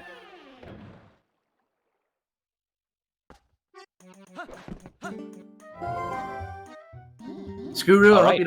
hope you don't mind Go ahead. jumping in real quick, but we just got a $200 donation from Unit Warden, putting our donation total currently at $1,337. Thank you, Unit Warden. Unit saying we should really make that donation total a little more elite. Pretty elite. So the next dungeon he has to do is Lakebed Temple, but before he does that, he needs to get 2 things. He needs to get Zora armor, so he doesn't drown, and he needs to get Iron Boots for the Morpheal fight, mainly. And for some other things. He's just going to need Iron Boots later in general. So We just need the Iron Boots. They're important. Yeah. So he's going to get Zora armor first, and to get Zora armor, he has to go to Castle Town and start the Zora armor quest. One of the fun things that we actually do in this run, because we completely skipped Fire Temple, we don't have a bow. There's going to be a fight coming up that we can't do. We'll actually soft lock if we enter because we don't even have bombs. There was an old route in this game where they used bombs to get past the fight instead of using bow. And yeah, we don't get bombs. So if we enter the fight on this route, we soft lock. You literally can't do a thing. Fortunately, it was found that if opponent pushes you out of bounds in the right spot, you can void and end up on the other side of the fight you can't do with the items you get from that fight. So we're going to take advantage of that just to skip past a nice soft lock. This route is honestly hanging on by its teeth, and it's crazy that it works at all. Yeah, shoutouts to Mr. Men for figuring out the King Boblin 2 skip clip. Yeah, it's formally called KB2 skip or King Bublin 2 skip, but we just call it opponent clip in memoriam of the old route.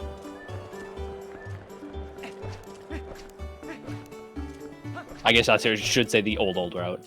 I never ran the old route. It was 7 minutes slower, way more convoluted. A lot of cool opponent out of bounds, but it did way harder. Okay, if you want to explain through this while I do it, I do want to focus here for a minute. Sure, yeah. So he's essentially just gonna use opponent to clip himself out of bounds, and then when he voids out, I don't know why, maybe Jim can explain that part, but when he voids out, he ends up on the other side of the bridge, past the King Bulbin 2 fight. So it's like super convenient because, like you said earlier, KB2 requires a lot of like either bombs or arrows to kill. So, Whoops. do you know why that happens, Jim? Like, Well, pretty much at any point during this escort, if you void out, the game assumes that if you voided out, you've passed the King Bulbin 2 fight, so it'll just like stick you past it at the beginning of where like the proper escort section is supposed to begin, because it assumes that if you voided out, you like somehow messed up the escort section itself. I had the perfect setup, and then instead of backflipping off, dashed. That's unfortunate. Yeah, so this clip right here is a little bit finicky. There we go. Yeah, we would have had it just fine, but again, I didn't backflip off. We'll just dash opponent real quick. Oops. All right, so we're on the other side of the fight we can't do with both of the keys we need for the gates, and we're on our way. Yeah, that was my bad on the mess up there. It happens.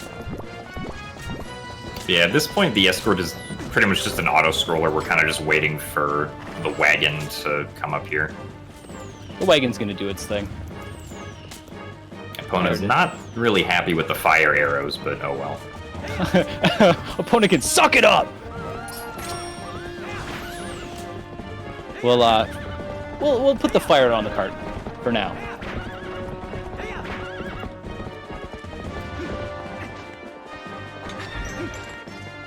If we actually open the gate as opponent does her neigh there, she won't turn around and be all dumb for when we get back to her.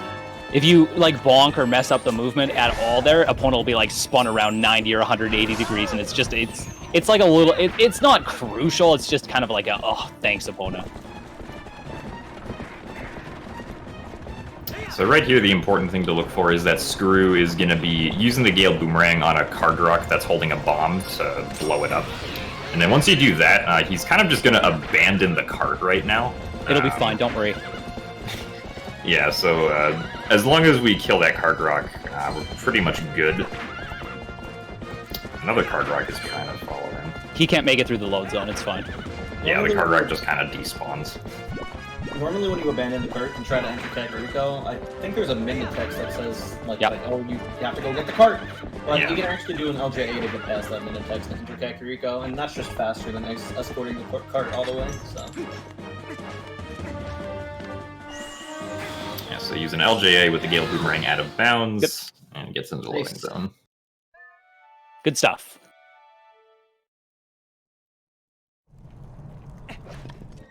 Oh, this way? Oh, my bad. Yeah, there's a few instances here where it's faster to, like... this section right here is basically Rutella trying to lead you over to the Zora armor through, like, a specific path. But if you wander too far off that path, Rutella will be like, no, come over here. And she'll actually teleport you, like, farther than you would have been if you just tried to take the path normally. Sometimes it's fast to go slow. And in this case, it's fast to be wrong. Gotta go through the tunnel. Oh, wait, I'm going the wrong way. My bad. Oh, yeah, gotta go back out. Oh, this way. Oh, see, I got confused. That tunnel was real confusing.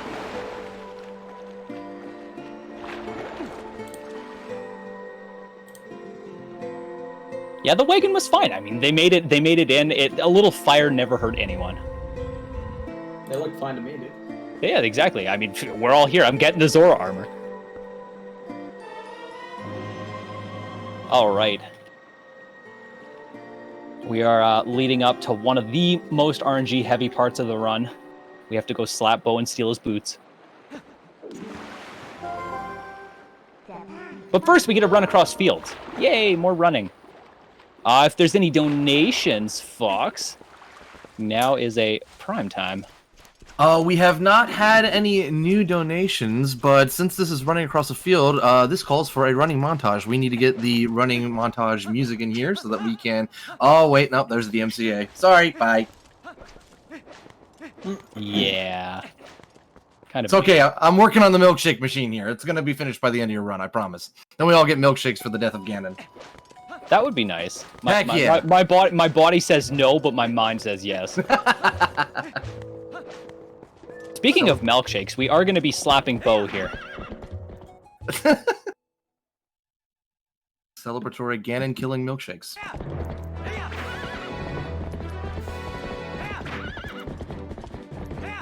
Yeah, not much to talk about going through the fields. I mean, there's some weirdness in one of the little hallways here just because of the routing we've done.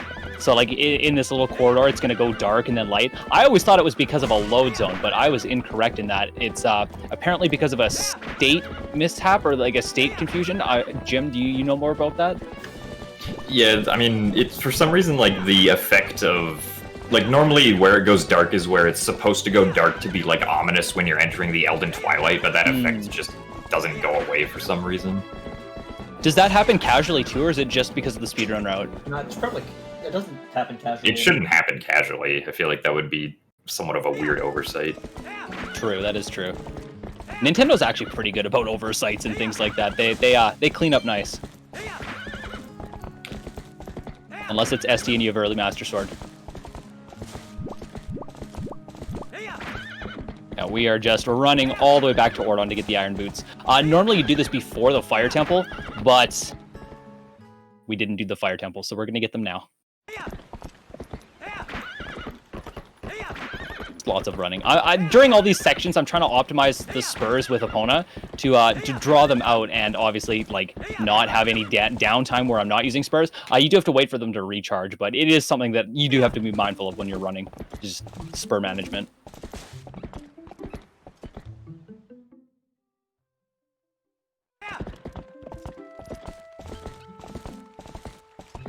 And there he is. Skuru, I'm very disappointed you didn't do an Epona slide into Bo's text trigger. I appreciate that you specified an Epona slide. Yeah, no, I could, but I feel like for me personally, I'm so slow with the pause and unpause that I just get off and walk into it. Yeah, that's fair. These are advanced speedrun strats, and I'm like barely a novice. Okay, like I guess I'm like intermediate. Oh yeah, excuse me. Worldly has it correct. It's a don't a woo slide. Yes, the don't a woo slide. All right, so this is like it's just a game of rock paper scissors, and it's completely RNG. So he just has to hope to get lucky here. And if I do get lucky, we mash A.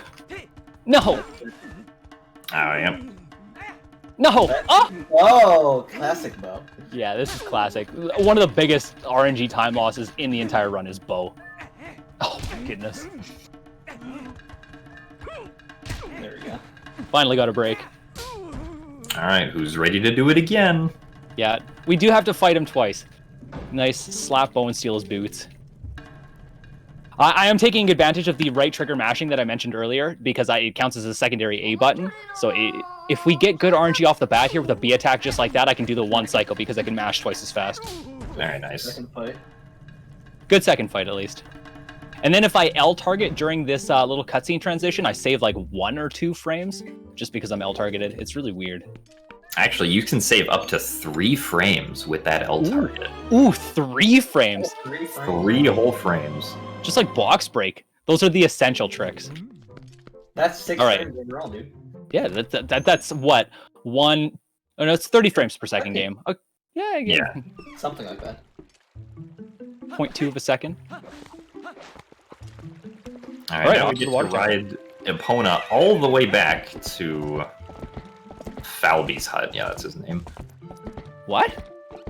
Is that his name? Faldy? I think it is. So yeah, The Fire fly-by-fowl Falby. guy? I did not Yeah. know that was his name. Huh. Mind you, I don't really interact with him at all in any speedrun ever. He's one of those side characters, kind of like Zelda. I know her name's in the title, but we really don't see her this run. Well, like, we do see her, but because of the no cutscenes, she is kind of absent. Oh yeah. Well, you see her at the end when you fight her. That is true. That is true. Yeah, I guess in the final 5 minutes of the run, we do see a lot of Zelda. Though she's possessed by Ganon. Skuru, we have a question coming in. Yeah, for sure. What was the Iron Boots incentive? So the Iron Boots incentive is whether or not we put Iron Boots on before we do the ending blow on Ganondorf. There's some pretty funny cutscene side effects after the fact, but yeah, you might want to get those donations in for that one.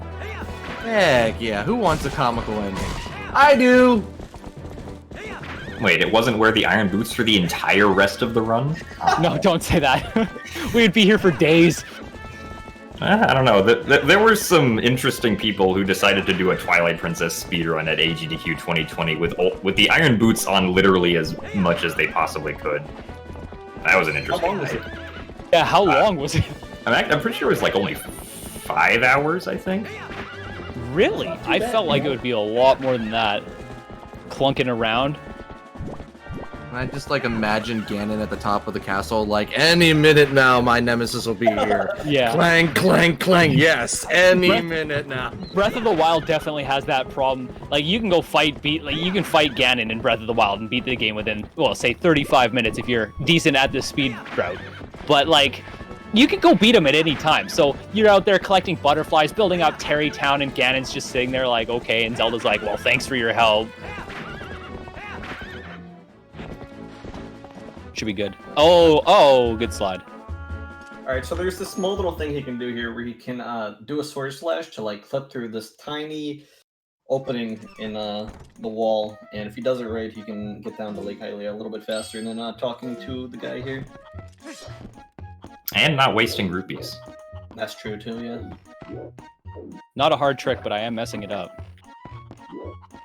Yeah, you kind of like gotta slash into the corner. There There you go. Nice. And then, as we all know from physics class, you can put on the iron boots to have yourself weigh more, and that will make you fall faster, just like Yes. the real world. Thank you, physics. We actually used the iron boots a few times to fall faster. Thank you, physics. Normally you need a bomb to enter Lake Bed Temple, like you need to get water bombs, and that's like a whole different thing. But you can actually, he's just gonna clip through the wall here with a pillar, and that'll allow him to enter Lake Bed early. Collision is just a suggestion. Well, It's especially in lake bed, yeah. Skuru, I just want to let you know that we have hit the wear the iron boots goal. So Excellent. congratulations on that one. We have hit that one. So looks like there Please. will be iron boots at the end. How did that just fail? Oh no. Yeah, please, commentators, remind me when we're in the Ganon fight to put the iron boots on. Will do. I have no idea how that just failed. Thank you, game. nice. There we go, yeah. Cool game. Lake Bed is so sick. I love Lake Bed. I think it's my favorite dungeon in the run. It's pretty fun in the speedrun. We do a lot of cool stuff here. So normally in SD you would actually save warp here, but in HD they changed it. So if you were to save warp, you would end up in the very beginning of the dungeon where Skuro ended up. But if you save warped in SD, you would end up right about here where Skuro is now. And that's actually one reason why you can't skip the Zora armor in HD. You can't make it through the tunnel. Yeah. Well, you can, it Can just you? takes a while, so. Oh Yeah. no. Can you get water Okay, what's the secret, Jim? Yeah, how do you do Well, yeah, that? you can get water bombs, like how the route used to get bomb bagged right after Linear Twilight, and then... Oh, can you force unequip water bombs to refill air in HD? I thought you couldn't do that. No, yeah, you can still do that. Oh, I didn't know that. I mean, the other solution is you can super swim. I think everybody here can agree that manual super swimming would not be the solution we want for this game. No, Definitely please. not. Actually, never. Actually. So you'll see, normally you're supposed to have both bombs and a bow and arrow to knock the stalactites down, but we don't have either, so we just use the Gale Boomerang. The next best thing. So he's setting up to a pretty precise position, and he's going to do a double long jump attack to get to one of the doors early. It's easier than it looks. It's a lot easier than it looks. Yeah, but it's really flashy. I like it a lot. It's a cool trick. Yeah, one of the differences between HD and the original game is that, thankfully, Link's sword doesn't recoil off of literally everything in HD. So for that previous LJ that Skuru did, you actually have like a bit more leeway with jump attacking since you don't get the recoil. I thought that was just because Link had the Master Sword in SD, no? Because No, there's definitely no recoil in SD or HD. Yeah, in HD, I think your sword only recoils off of like torches and door locks. I wonder why Like that other is. things That's like that. interesting. Just another one of those quality of life improvements, I'm guessing, because recoiling off literally everything is kind of hurting. Yeah, that makes sense. So we're actually taking the back way over that little gate there with an LJA to get into the mini boss room a lot faster and easier than we normally would casually. Casually, you'd have to go upstairs, turn on water, and like fill turn the gears. It's a big mess, but we can do some LJAs, get right past. Again, skip water bombs with this little pot here. It'll push us up. What? It's so Who finicky. fails It's pod finicky, clip? man. Who fails pod clip? Okay, again, the pot will push us into this little crevasse right beside the rock if I don't mess it up, which is kind of weird. And then we'll just head straight into the mini boss room. What a weird thing to mess up. It can be finicky sometimes, from my experience. All right, and we have Big Boy. One big toad. So he's gonna try to 2-cycle here optimally. In SD they can 1-cycle optimally with Master Sword, but Ordon Sword is weaker. So it's actually quite hard to 2-cycle because he needs to do 10 slashes for each cycle, and the way he has to time the B button presses, he has to press the B button 3 times to do 2 slashes. And so the timing's a little bit awkward, but with enough practice, it's not too bad. I messed it up. Yeah, it's definitely tricky because he has to do it, like the window to do it is quite tight. Yeah, you have 4 frames between each sword slash to start your next one. I actually do the 10 individual rather than the 2-2-2. Oh, really? Oh. Yeah. Normally it works out, but I went a little bit fast there, so we finished the combo, unfortunately, and I forgot to see up. Whoops. That's a tricky time to... Yeah, again, slow. So right there we only got 9, which means I hit it too slow. I was too fast and too slow because I got all scared, and like, it happens.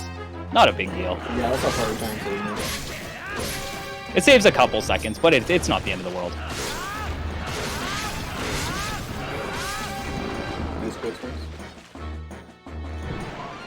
And then I see up here because it actually makes the toad drop off the roof faller. 2, 3, there it is. He did.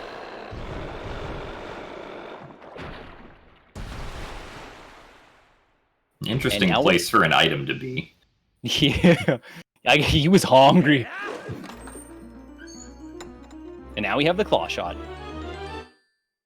Probably my second favorite item in the entire run, behind the Gale Boomerang.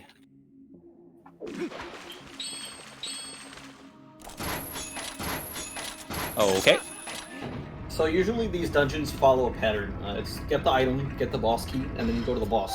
This is the one dungeon where you can actually skip the boss key, because I believe the reasoning for that is because the loading zone isn't activated the second you open the door. For every other dungeon, the loading zone is only active once you actually press A to interact with the door. In Lake Bed, you open the door, then go down into the loading zone, and because of that, you can skip getting the boss key in Lake Bed, and yeah. It is a... Oh, go ahead, Jim. Yeah, I was gonna say, like, the Lake Bed boss loading zone is always active, compared to the other dungeons, whereas Ian said, like, the loading zone will only trigger once you press A to open the boss door. I'd say the Lake Bed boss key skip used to be the hardest trick in the run, but with the introduction of early Snow Peak, it has lost that title very much, so... It still can be a bit tricky. It's definitely a tricky trick to learn, but once you kind of practice it and get to know it, it's not too bad. Yeah, it's definitely it's like a precise seam walk. So. It is precise. Oh, okay. This is gate. Wait, can you, Jim? You want to explain this? Gate up. Yeah, yeah, Ian's like, no, Jim, you do it, ple's. Yeah, so Skuru's gonna go on a bit of a weird detour here. He's gonna go into this one room in Lake Bed here, and this is why we needed the small key earlier. And then he's just going to immediately exit the room. Skuru just needed to load that room because there's a specific gate actor in that room. And there's also an identical gate actor in City in the Sky in one room. That's the same as the one in the room that Skuru was just in. But for some reason, if you load one of the gates and then try to go like visit the location with the other one's just not gonna be there. I can't believe what just happened. So that's gonna save some time in City in the Sky later on.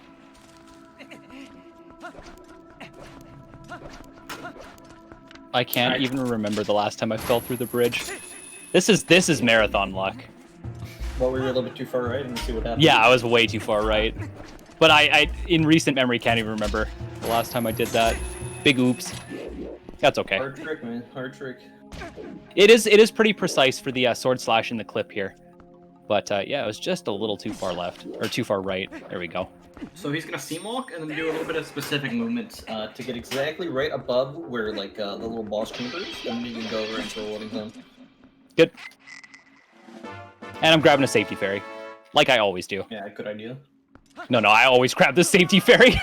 Oh yeah, for Palace. I die in Palace way too much to Yeah. not warrant having it. Palace is hard, man. Managing health, because like obviously you want to grab as few heart containers as you can because it's slow to get them. It's like, I don't know, 5 or 6 seconds, which adds up over the course of the run. So like you want to have as few heart containers as possible, but then you look at the health mitigation and like how much damage you take in specific dungeons like City in the Sky or even or Snow Peak. Yeah, it's kind of worth it. Yeah, no, definitely. So here I'm going to do a specific attack on the eyeball to avoid the entirety of phase 2 here, which we got. If you quit or jump spin the eyeball, you can push right through phase 2 and end up in phase 3. So you can skip like having the eyeball going all the tentacles and the water bombs floating around, and it's just kind of a mess. We skip it all though. Head straight into phase 3. Yeah, and this is one of the reasons that the iron boots are like absolutely required. You cannot attack the eyeball unless you're like grounded underwater with the iron boots to swing. I actually didn't know that. Did not know that. Also, this boss looks really big and scary, but it's probably the least threatening boss in the entire game. That is Yeah. very true. Morpheal is a big pushover. It is a big Morpheal's bad man. Where it feels dead, man. Yeah, so after Skuru attacks Morpheal each time here, Morpheal will actually like immediately do like a really sharp turn to the left that Skuru is going to try to take advantage of to get the claw shot on again. Morpheal is not the hardest boss, but it is my P cutscene here, so I'm going to actually take advantage of that and go P during this cutscene right here. I'll be back. Enjoy the cutscene. All right, we are on P break cutscene time. We are indeed. Well, I will take this moment to really quickly say once again, thank you, everybody who is currently here, everybody who has donated, everybody who is spreading the word. Thank you, guys. We are currently at $1,397 out of the $5,000 goal. You guys are awesome. Thank you much. We have 2 donations really quickly here. We have one from Ordon Mayor Bo, $50 donation asking Skuru if he's got the oil. And then New Milk has with a $10 donation saying, "Oil up, Bo." There we go. Yes, in my chat we do oil up Bo for good luck. Well, Ordon Mayor Bo donated $50 and asks, "Do you have the oil, Skuru?" We did. Fantastic. Yeah, so fortunately for us, like I mentioned earlier, in a 3-hour speedrun, we actually have 3 cutscenes where you're able to take like a 45-second break to like grab a granola boy, do what you gotta do kind of thing. And that was one of them. A granola boy. Yeah, granola boy. You've never heard of granola boys? They're the new thing. They're better than granola bars. I might still stick with granola bars. Nah. Something about eating a granola boy works for me. All right, we are done with the water temple. So we did probably a third of it. We did it completely backwards. We did it wrong. We skipped the boss key, and we are out of there. This is unfortunately the biggest. I mean, the music's nice, but the next 2 sections here are pretty straightforward. If there are any more donations or anything like that, we are running through fields for like 3 minutes here. Well, at the moment, we do not have any new donations, but I will take this moment to once again let everyone know who is just joining us that this is the Fastest Furs Fall Festival. Fastest Furs is raising money for Trans Lifeline. Trans Lifeline's hotline is a peer support service run by trans people for trans and questioning callers. Their operators are located all over the United States and Canada and are all trans identified. If you are in crisis or just need someone to talk to, please visit www.translifeline.org/hotline to learn how you can connect. That's excellent. Thank you. My absolute pleasure. So we are heading back. Oh, go ahead. Well, I was just gonna say, once he's in the castle, he's gonna go back into the castle where he was like 10 minutes into the run. And I don't know about anybody else, but when I ran this game for a few weeks, I had such a hard time with the movement, and like there are ropes you have to go up, and I always fall down the ropes, and it's just a terrible time. It's kind of Really a mess, hard. to be completely honest, Ian. It's a mess no matter how much you run this. Yeah, the upcoming like castle sewer section is like unironically some of the most like I would say unpredictable movement of the run because there are like so many things that can potentially go wrong that you. That is a good way of anticipate. putting it. It's not like the time loss is huge. Like I mean, even if you fall ascending the tower or anything, it's like a 30 seconds. But it's to do it properly and like stick with some of best. It is tough. We do some very specific things at very specific times, and if we do it right, we can go for early bridge. But How much does We'll it see what take? happens. 4 seconds? Yeah, like Something 4 or like 5 that. seconds. It's actually harder in HD because like I guess they fixed the archer or something. Like the archer pretty much will always get you if you just try to run past him on the rooftop. Yes, that is correct. Oh yeah, you have to hit him in HD, yeah.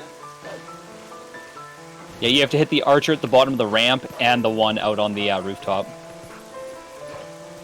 Well, like bottom of the ramp's given, but just gonna breeze past here, hopefully. Hopefully not knock over any pots. Every rope that we go across is Monka-esque, always. It's so hard to like get on the road, man. Yeah, it's weird. It's so weird how the hitbox detection works to actually get you onto the rope. Here's our first instance of ripping a pose soul out. A little violent, but that's okay. Just gonna sniff it a little bit.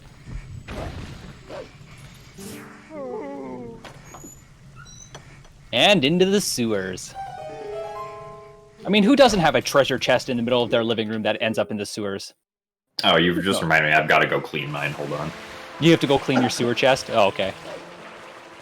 I guess that could be a fancy name for a toilet, a sewer chest. I'm gonna stop. I'm gonna stop. That's an interesting name for a toilet.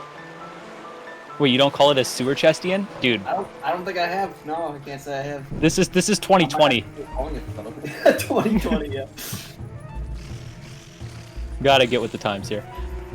So we're gonna take this torch, we're gonna light the torch. We do actually have to kill the bat here, because if we don't, Link won't climb the ledge. He gets like hyper fixated on the bat, and he's like, and just won't climb. So we have to take out the bat there in order to climb up here.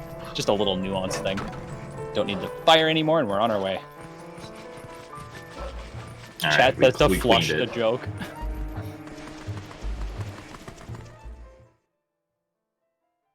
And now we're back in the tower. So there's actually some interesting stuff here. I need to do a quick attack on that fire arrow, wait till he walks back so I can attack him. He's gonna fall in the water and die. Now we need to do that. We actually have to kill that Boko because he will destroy us with fire arrows the entire ascent up.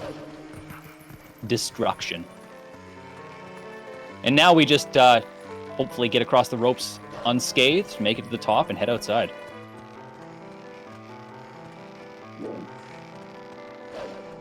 Yeah, there are some conveniently placed bulblins that if you want to, you can do some long jump attacks with off of the ropes early.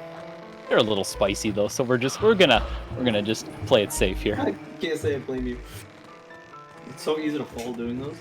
Yeah, there's also you can skip the first rope on that section of 3 right there too with a really nice precise jump. But we're gonna just take the rope. And this guy is the Bublin we were talking about earlier, where we just do a jump attack as we walk by because he destroys us with fire arrows. We get destroyed a lot with fire arrows by Bublins. We're gonna actually see that in the desert later as well. But it's okay. Now there is an interesting part on that ramp that you can actually bonk on if you're not careful and fall right off the edge. I'm not gonna go for it. Yeah. Safe bet. Yeah, we'll just do it nice and slow. Some good dash cancels in this area. One thing with movement as Wolf Link is that you want to make sure that you don't dash and then like a little bit later jump off of a ledge, because then you'll have to like wait for the next dash to like recuperate and come up.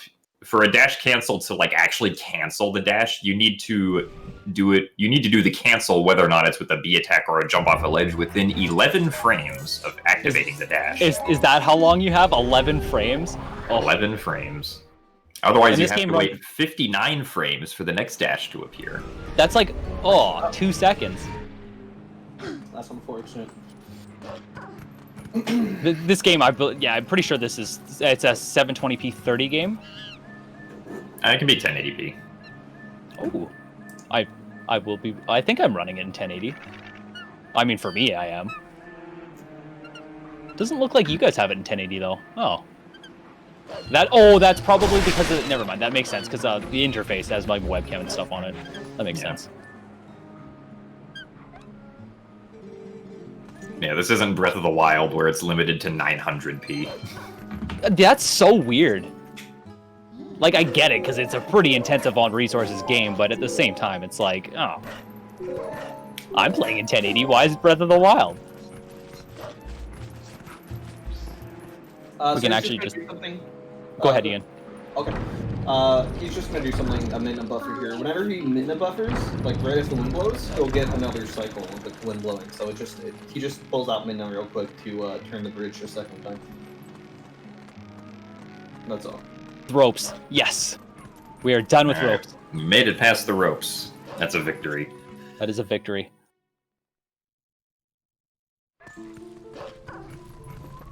Now we get to chase around the happy little skull kid. Kind of terrifying. Oh, I'm sure he's happy. He seems happy. I think it's an illusion. Secretly, he is not nice. But we're gonna follow him around anyway.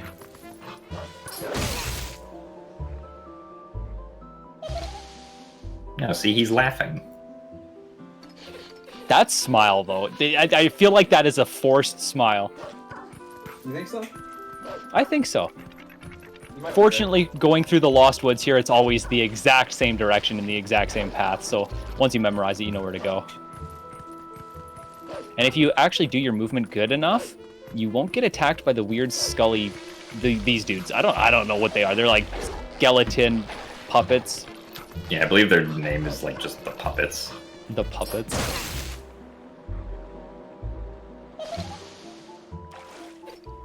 We are on our way.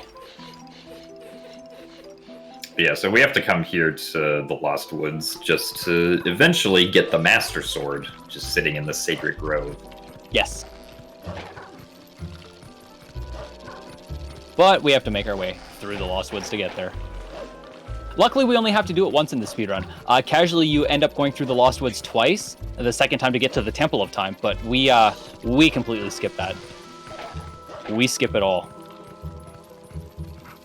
There's actually quite a sizable amount of the game, that kind of regards to Temple of Time and City in the Sky lead-up quests, and we just skip all of it. Yeah, it saves like an hour, right? Or at least an hour and 40 minutes or something. That's nuts.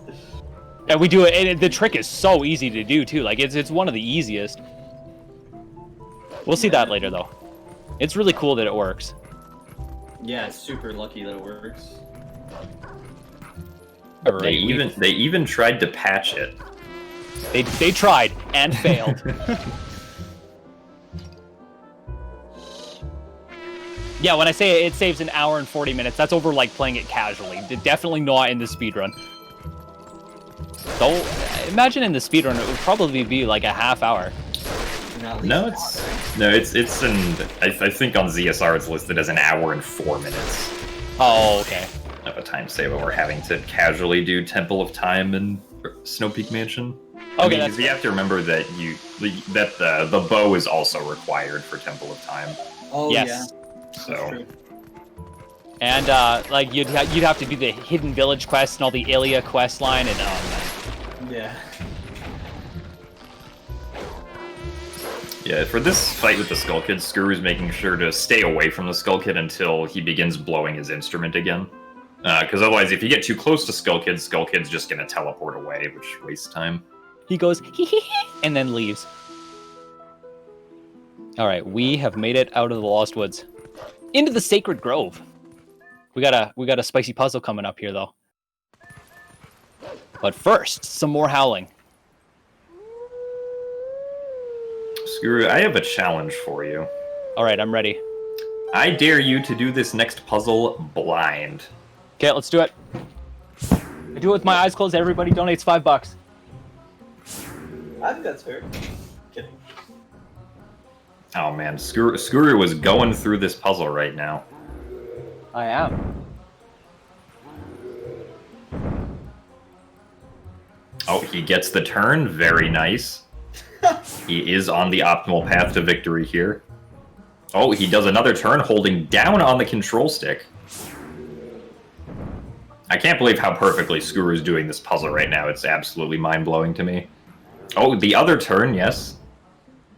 With the consecutive upward turn at the end. And oh my goodness, ladies and gentlemen, we just witnessed one of the most amazing things you will ever see in your life.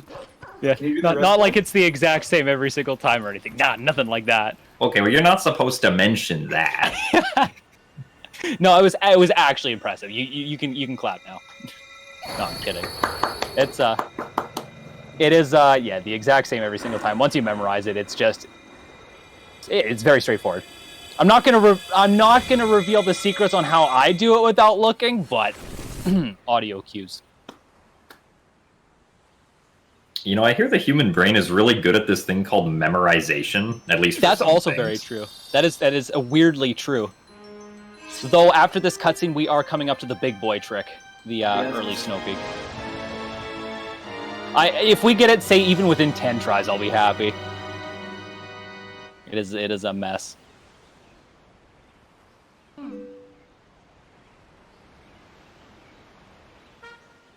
Any donations during this cutscene, you're more than welcome. So we do not have any new donations at this time. We had a deal, Chad. I did it with my eyes closed. I'm just saying. Get your $5 donations in. We had a deal here. Yes, there was clearly a handshake right through the screen. Yes. Alrighty, no worries. What were you saying, Ian? Sorry, I didn't mean to interrupt you. No, Dude. you're good. What's the main time save? It's because you get to skip bombs, right? The time save is because we skip bombs and day 1 of Ordon. And Reekfish Sen. Right. Yeah, and a Reekfish. So we don't have to like warp and get the coral earring and stuff like that. It saves about 9 minutes, I think, is the estimated for the whole route change. 9.5, yeah. Yeah, that's not bad. So it was a pretty significant reroute earlier this year.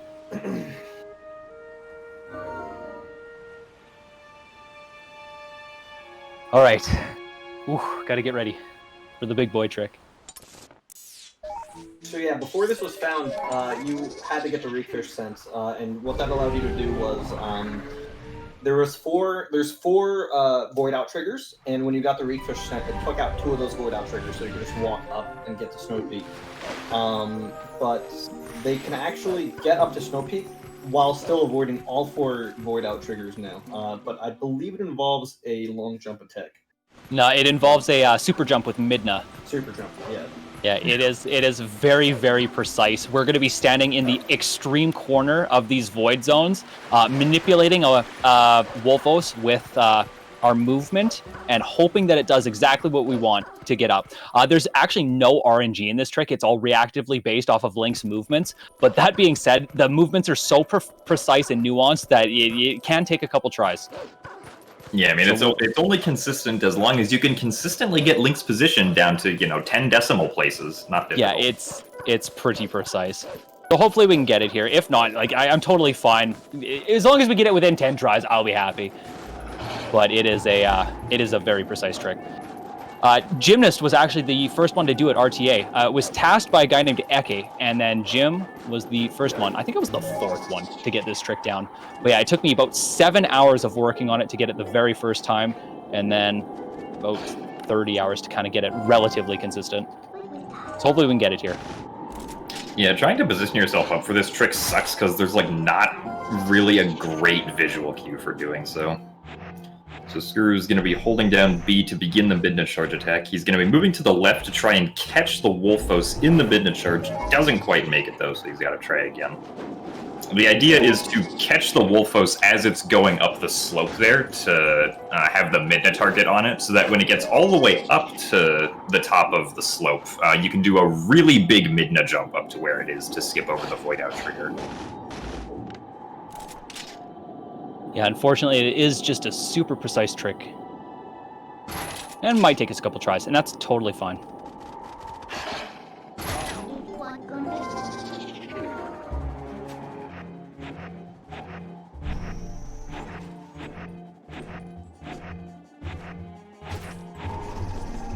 Looks good. Pause, champ. All right, let's go. Hey, nice. All Second right. try is very good. Second try, we take those. We definitely take those.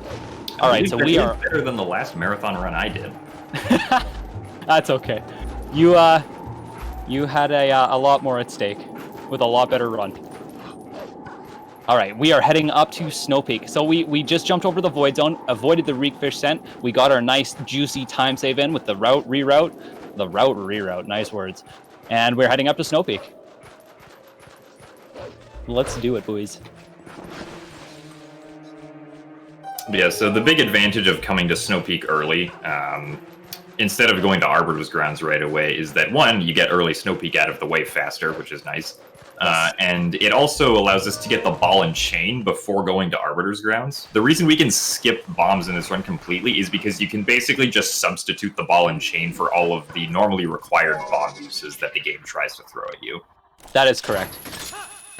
Yeah, before we used to do Arbiters before Snow Peak, so like we wouldn't have the ball and chain for it, but now that we can do early Snow Peak and like kind of break the game a little bit, do it out of order, we can completely skip bombs. Thank you, Ice Keys. Yeah, Ice Keys are not our friends. In any Zelda game. So here he's going to do a long jump attack, and if he hits a certain trigger, he'll be able to skip a messenger fight, which saves about a minute. Looks good. Should be good. Should be good. Good stuff. Right into the cutscene. Get to meet our big friend Yedo. He is nice. Yedo is nice.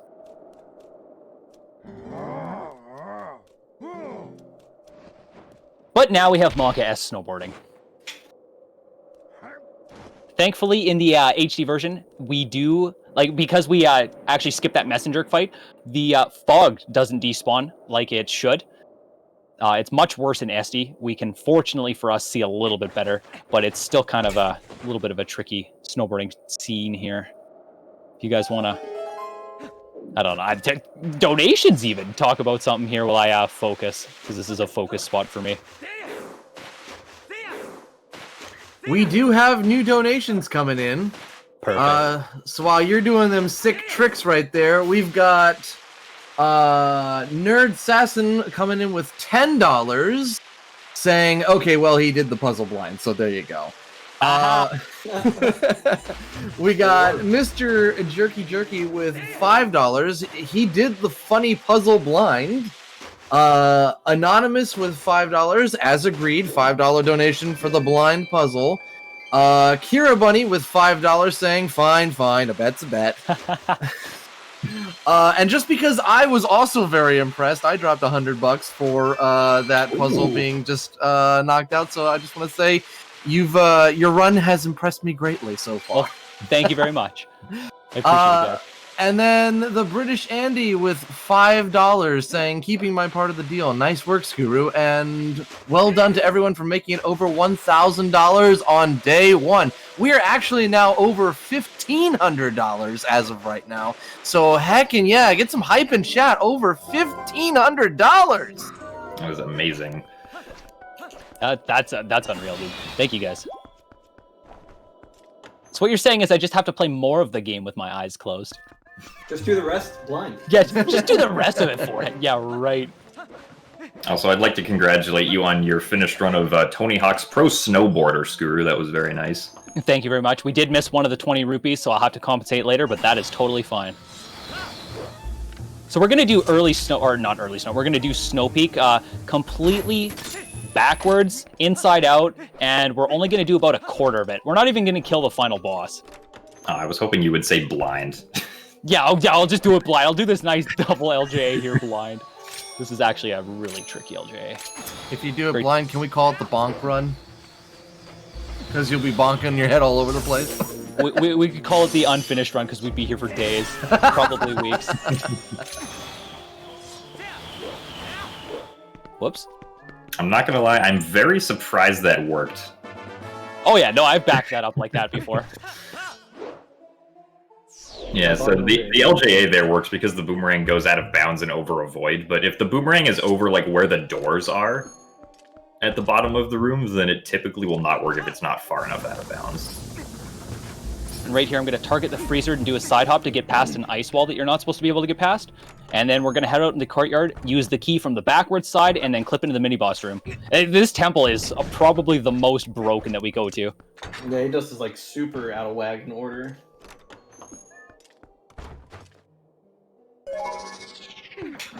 Gonna do a trick here called freezered skip. Casually, you'd go get the cannonball, blow it up in the cannon, and blow him up, but we're just gonna clip behind him and then open the door from the wrong side.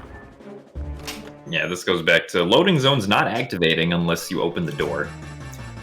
Also, right here, the Dark Hammer fight for the ball and chain is just going to start immediately.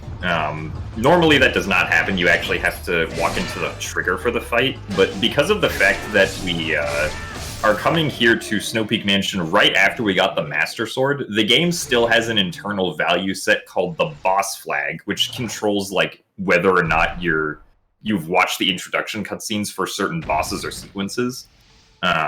And because that flag is still set, the Dark Hammer fight just begins immediately. It's a little bit of a time save, but it's all included in the new route. Yeah, so you save like 6 seconds automatically just because of that. Aw, yeah. So before he leaves Snow Peak, he's just gonna get an orange rupee. Actually, 2 orange rupees. 2 of them, yeah. Yeah. And the main reason he really needs the ball and chain, the only reason really, is for the Zan fight. For one of the phases for the Zan fight, there's literally no way to beat him unless you have the ball and chain. So that's what this whole detour was for. But thankfully now you can skip bombs too, so it's not as big of a deal. It would be real nice if we could beat Zant without the ball and chain, because then we wouldn't have to come to Snow Peak at all. Yeah, I mean, yeah. Even if you had to go get bombs, not having to do early Snow Peak would be great for the run. Very, very great for the run. Because then we wouldn't have to do early Snow Peak either. Yeah, Skuru did like a bit of a weird setup for killing that last ice bubble for the orange rupee, because like if you kill that ice bubble incorrectly, like I think the rupee like spawns out of bounds and drops away, and like you can't get it. Yep. It's like really dumb. So you want to make sure you don't try to kill the bubble too fast or from the wrong side. Yeah, if you kill it from straight on, like I went behind it and killed it from like being 90 off the wall. If you kill it straight on, it will just push itself right out of bounds, and then you really need that 100 rupees. There isn't a backup. No, the backup would have been beforehand, because there's one in Ordon you can get before you fight Bo, actually, behind a hut. But yeah, ideally, you kill that bauble in the right way so it doesn't fall out of bounds. It sucks when it does. There are a few backup rupees that you could get, but that's not going to be an issue now, because Skuru's only 7 rupees away from 300. Yep. And we should have no problem. I can still avoid the 20s. I'm going to try and avoid every instance of a 20 rupee now, like a red rupee, because I can, if I do avoid it successfully, we don't get that text box. Yeah, there's a lot of 5 and go ahead. Yeah, I was gonna say there's like a lot of errant green rupees that you can get in the Arbiter's Grounds just from killing a lot of Stal children. There is a pot blue 5 rupee as well we can get on the way, directly on the way. All right. Gonna do some fancy footwork movement here, hopefully, to get across here. Oh, and I missed it. That's awesome. Darn. I shouldn't have said anything. I should have just done it, not said anything. Just saves us falling in the water. Yeah, and then right here, you want to make sure you do not accidentally like go off of that bridge section as Wolflink, because then you'll activate this cutscene with Plum, who will tell you all about this great mini game that we don't care about. We really don't care about it. In 100% they care about it, we just don't. But now we get to run across the desert.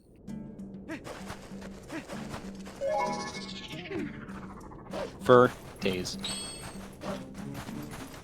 If you have any donations, Fox, now's a great time, because we're just going to be running here for the next minute. Well, since we're stuck in the desert here, waiting to find the Cave of Wonders or something, let's go and check out donations. We got we got $5 coming from Drakali, saying Arbiters ain't got nothing on Skuru. You got this, heart.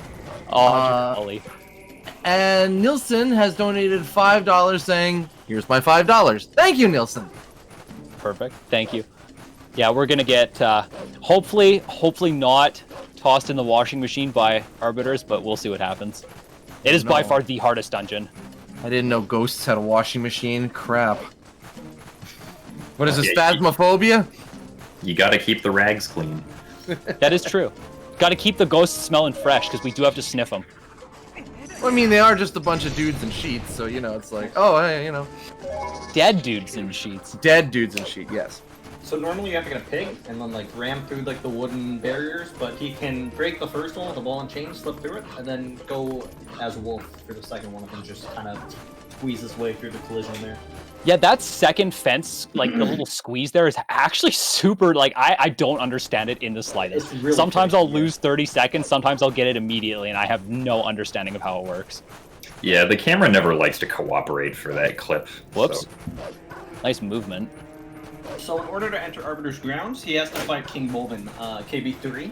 And normally to get into that area, you need a small key, but he's going to do a small key skip. I was talking earlier about air triggers and how you can abuse air triggers a lot in this game. And so you can actually do that here as well. So he's going to LJA, and then he's going to get on top of the tent, activate an air trigger, and that puts him into the KB3 fight without getting a small key. Ideally, we're going to do that. We might have to do the backup because I just got nailed by a fire arrow. Remember when I said fire arrows? Yeah. Yeah. This trick's hard. There we go. That is probably the hardest LJA right there in the entire run. There's one in Palace that's kind of tricky, but that is probably the hardest one to time. Because you're out of bounds, timing it while it's inside the pillar. Like, Ian talked a bit earlier about needing to meet one of 3 conditions for an LJA. That one condition is the out of bounds inside the pillar. I'm gonna die here. Yeah, back up.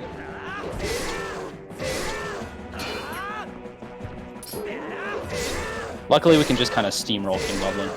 Sometimes he hits you, and it's sad because you die, but... He does a lot of damage, man. He does a lot of damage. He hits hard.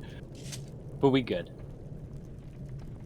Other than the fire arrow there, we're looking good, dude. This run is not bad at all. I'm knocking on wood, though. Yeah, they kind of actually nerfed how much damage you can do to King Bublin in the HD version of the game. In the original version, every time you do a quick spin against King Bublin, it'll hit 3 times as long as your positioning is correct. But in HD, they nerfed that to only 1 time per quick spin. Yeah. So, like, it's even more of a it's even more of a non-fight in the original because it'll just be like, all right, 3 quick spins and he's done. Must be nice. So this boar is not gonna turn into bacon. We're gonna rescue him. Well, we'll rescue the boar. Save the animals. What's interesting is that you actually can reach this area without fighting King Boblin 3, but the loading zone to Arbiter's Grounds will not, like, exist until you save the boar and bonk through the gates there. I actually didn't know that. Alright, let's do some Arbiters. This dungeon's pretty cool, man. Arbiters is a cool dungeon, but it is very difficult in this speedrun. For me personally, it is my most difficult temple in the entire run by far. Like, there is just time loss all over the place. We only have one tricky trick in the first section here, but the rest of it, enemies move weird, we move weird, things can go wrong. Like, hopefully we just a nice and clean Arbiters. That's all I'm hoping for right now. I'm also going to run up the stairs, not the middle ramp part, because those stairs, it is specifically faster to roll up them because they count as flat surface rather than a slope surface. There are 2 staircases in this run that we can't roll up, but we've already passed one of them. One of them being the main staircase in the water temple, and then the second one being the staircase up to the spinner after the mini-boss here. The rest, we can roll up. So Arbiter's Grounds is very similar to Forest Temple in OT. The first half of it is very similar, where you have to get 4 pose. Although in Twilight Princess, you only have to get 3 of the pose, because they assume that if you have the last 3, that you must have gotten the first. And so what Skuro can do is he can do a long jump attack. It's called Post Skip. It will allow him to get to the final Poe first, and he can get the Poe sent from the final Poe. And that allows him to skip fighting the first Poe, and that's Post Skip. I think it takes 45 seconds, if I'm... Yeah, 45 seconds if done first try. It's really interesting because even though we know where the dig spot is to get to the right half of the temple, the game won't let you dig unless the Poe sent is in your inventory. So we're gonna go do Poe 1 skip, hopefully reasonably okay, and then continue on with the dungeon completely backwards. I am gonna kill these baubles though, because they scare me. Or these Moldorms. I just call them sand jerks. Yeah, if you get bad RNG here, they could attack you while doing post skip, and it's just annoying to deal with. So he's gonna stand in a specific spot, aim his boomerang in a specific spot, get an LJA, so he's close to this pillar, and can get on top of it before he sinks. And then if he does precise jumps, he can make it to the upper platform. The secret is to hold a certain angle while you're up clipping onto the pillar, mash A, and then you have to change your angle mid up clip to get to the jump. Yeah, it's a little awkward. Yeah, that's okay. It is a tricky trick, and it's not bad to reset. Yeah, thankfully you can retry it pretty quickly here. This is what I get. Last night I was talking to Jim, and I was like, yeah, I have no problems with Poe 1 skip, and I absolutely jinxed it. I was like, yeah, normally it's totally fine. And then we just LJA across that gap, and we're on our way. This is the first room also in Arbiter's Grounds where you would either need bombs or ball and chain. And again, because he did Snow Peak early, he has ball and chain, and so he can skip bombs. Normally these enemies you can only kill with bombs or ball and chain, but here he uses ball and chain, so... He dead. He very dead. He did. One of the advantages to running with the gamepad is I can actually equip items while running here, though you probably shouldn't equip and run at the same time. It is possible. So you may see me looking down, I'm just equipping. I'm not actually, like, doing anything weird. As we near... Oh, go ahead, Jim. Yeah, so normally this is the last Poe that you would get in the first section of Arbiter's Grounds here, but because we did the clip up onto the pillar, we can access it first, and because you can get the Poe sent from any of the Poes, you can just get the Poe sent from this one instead of having to kill the first one. Yep. Much easier. Well, much faster, I should say. I wouldn't say it's much easier. Alright, so Skuru got good RNG on the first cycle there. You can actually... Oh, sorry. Don't do the small circles. Okay, yeah. You can technically skip this first half of Arbiter's Grounds. You can technically skip getting all of the pose, but I believe it involves 3.5 hour segments of, what is it called? A rupee clip? Rupee slide. A rupee slide. Yeah, it takes precisely 13 hours and 36 minutes to skip these 3 poses. So, I mean, do we have an extra 13 and a half hours? We could show that off, I'm pretty sure. That's a lot more than I thought. Actually, we can't, Jim, because I have no idea how to set it up. Yeah, that's true, too. This is also HD, so you've already gotten the yellow rupee and blue rupee text. True. But yeah, you can technically clip through, like, literally any wall in this game if you can get a rupee next to it. It just takes, like... Hours. Yeah, like, literally the fastest possible way to clip using the described technique is 1 hour and 25 minutes. The absolute best scenario. Oh, man. That's ridiculous. That's so unfortunate, too. That would be so cool if it was useful. It was useful. I mean, it's useful in low percent, but it's precisely why no one runs low percent. That is true. That is true. So this spot right here is the one you needed to have the post in your inventory to dig, even though we absolutely know where it is. Sorry, Jim, I didn't mean to interrupt you. No, I wasn't gonna say anything. Oh, okay. Yeah, rupee sliding, while cool that it works, not super useful for any category besides low percent. Animation cancel, nice. Yeah, I got the RNG with the bubble there. and then my midna charge on the zombie missed. That's such a mess. Okay, or we could not open the chest. I may just grab this 20 rupee here so I don't have to worry about rupees. Yeah, that's fair. Yeah, this room's kind of bad because there is a rat in this room. I don't know if Skuro killed it, but there is a rat in this room that normally can interrupt you trying to push the block. And, I purposely kill him. Oh, okay. That rat is evil. We have to kill the rat. It's so annoying, dude. Yeah, there's actually a specific movement you can do where you like bonk on the edge of the hole down into the ground, which positions you perfectly to kill the rat, and then you hope for the animation cancel with the bobble on the spinner, or on the spinny. Nice save.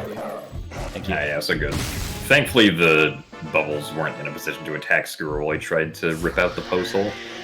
There's an interesting thing with these Poe fights. If you go up and B-attack them straight away, you can like activate the fight earlier. And in this case, when we activate the fight, we get the first hit in. We want to kill the bubbles before the Poe is vulnerable again, because the bubbles can like mess us up and everything. So yeah, just an interesting thing to take note of. So right there, I bonk on the gate, or like the hole in the floor, kill the rat, and then it positions me perfect. Also safety heart to push this. We did get the bubble kill in the first time we came through this room, so we're not going to get the animation cancel, but that's totally fine. It's only like 4 seconds, maybe 3 or 4. Can't believe you didn't save those 4 seconds. Wow. Yeah, I know. Shame on me. Shame. Shame on the RNG for not working. All right, and now we go back to the other side of the dungeon. Oh, I should have B-attacked there. Whoops. Are we doing Stallard skip this round?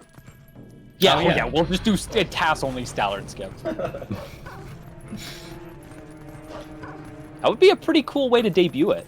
Isn't that like frame perfect, pixel perfect, positioning perfect?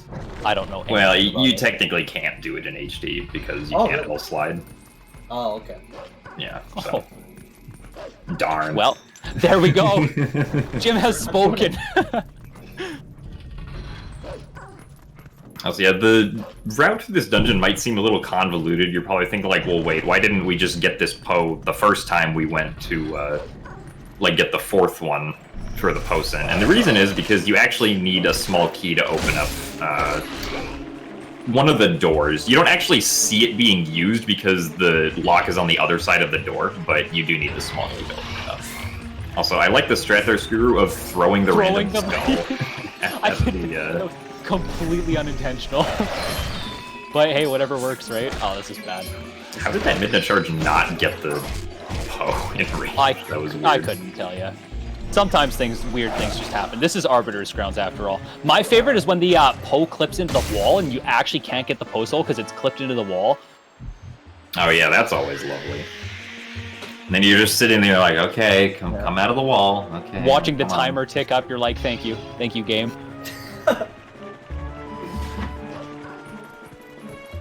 All right, we have all 3 post holes. 4. But we have 3 of them. The only 3 we need. So we can head into the main room now. Yeah, like I said, it only checks for the last 3 posts, because it assumes that you have to get the first to continue in the dungeon, so... Weird is things weird, happens. but- Yeah, it's weird that it happens, but the same thing happens with the mirror shards, which is why we actually don't kill the boss in Snow Peak, and we don't do any of Temple of Time. We only need the 1st and the 4th mirror shard. The game assumes, but it was wrong of them to assume. Same thing with a few shadows. That's why, is that right? Because MDH triggers after Lake Bed? Yeah. Because it just assumes you have all 3 few shadows, yeah? Yes. That's what I figured. So it does that a lot in this game. Safety rupee right there if we ever need it. Oh yeah, I guess, yeah. Oh, what is this pillar flip? There we go. This pillar, and get to the boss key early. Which should Skipping save some- the elevator room and a bunch of gross rooms. Yeah. We just skip them all. And then from here, you can actually go to the spinner room from this area, so... Yes.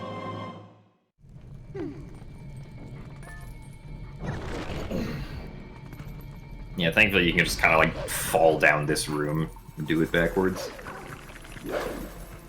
Backwards is fast.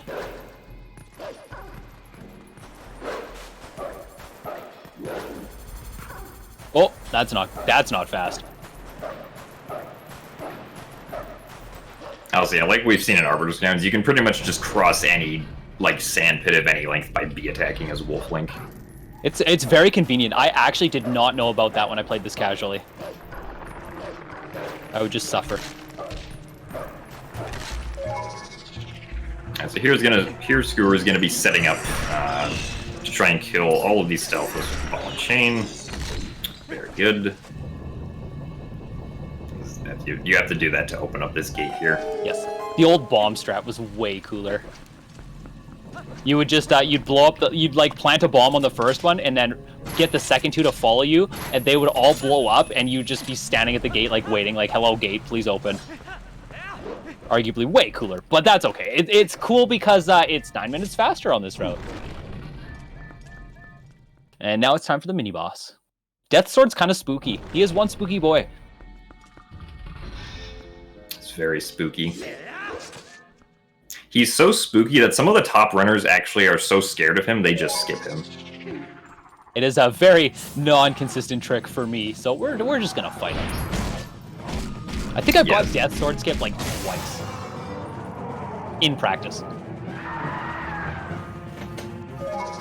How much time does that even save? Like 15? 15, yeah. Yeah, only like 15 seconds or so. So right here, Skuru's gonna be constantly doing only the first 3 hits of the attack combo. He doesn't want to finish the attack combo because that will actually cancel the invulnerability of Death Sword earlier. He did. So, yeah. Got the base boosted scream into the dissolving of the bats. My chat was like, oh, look at the butterflies. I'm like, I don't think those are butterflies. Definitely not butterflies. Definitely not butterflies. Yeah, he is a spooky boy, but he is dead. There is actually a soft lock that can happen where Death Sword literally just flies out of the room. Yeah, And you're standing there like, okay. It has happened to me in runs before. He just flies away, and that's that. Yeah, that happens. He's like, I don't really want to fight What Link right causes now. that? Hitting him too early, right? I don't know. I honestly don't know. I have no idea what causes that. I don't know if it's like something specific or it just happens. Kind of like the load zone crash.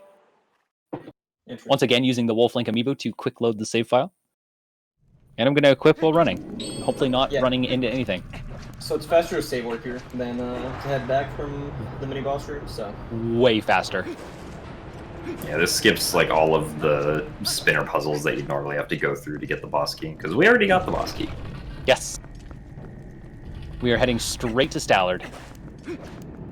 Who is a, the first phase there's a lot of RNG, and the second phase has a tricky trick followed by another tricky trick. So hopefully we can have a decent Stallard fight. I'm going for decent. Like, great would be cool, but decent would be great. But in the meantime, we're gonna watch Link do some squats. Yeah.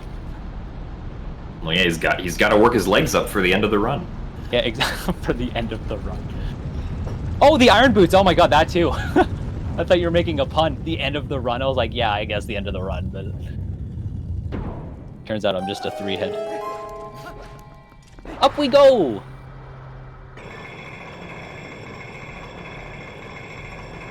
Stallard is the biggest bonehead in the run. Stallard does have a lot of big bones. Doodad spinning. Squats, Link. We are doing the Iron Boots incentive. Any leg day that we don't skip will help us later.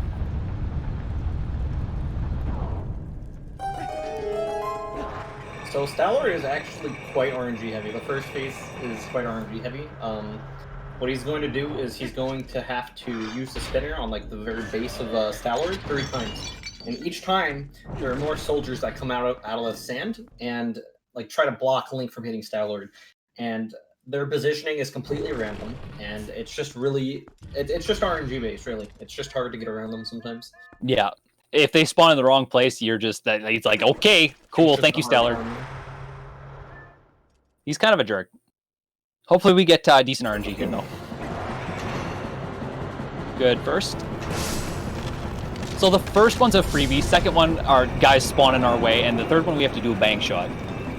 Yeah. Hopefully the RNG is right here. If we get a good, nice line to the spine, that's perfect. Very Now I good. have to bounce off like one of the dead guys, and then like come back around for the third hit. Perfect. That was a perfect first phase. You cannot ask for a better first phase. That was solid. And now, going into second phase, there's a tricky trick called early knockdown. It is very timing sensitive. If you're off by even just a little bit, it's not going to work. Hopefully we get it, but it's not the end of the world if we don't. Actually, it is the end of the world. I'll cry. No, I'm kidding. It's fine. That was probably the best first phase I've ever had. Like, ever. Yeah, that was solid, dude.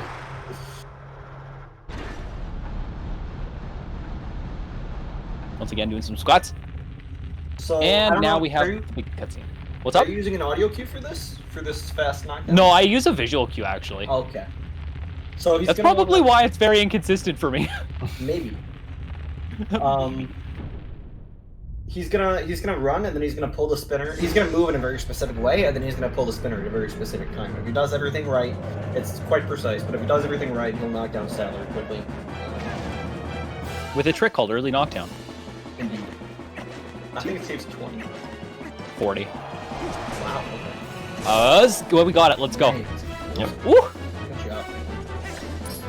Yeah, and then now we just gotta do some quick spins. Thankfully, they didn't nerf the quick spins on Stallard like they did on King Baldwin, so we can actually get the 3 hits in per quick spin. 1 second. Okay, that was That was literally a the best really Stallard good fight I've Stallard ever had. fight. That's the best one I've ever had, and I'm not even joking.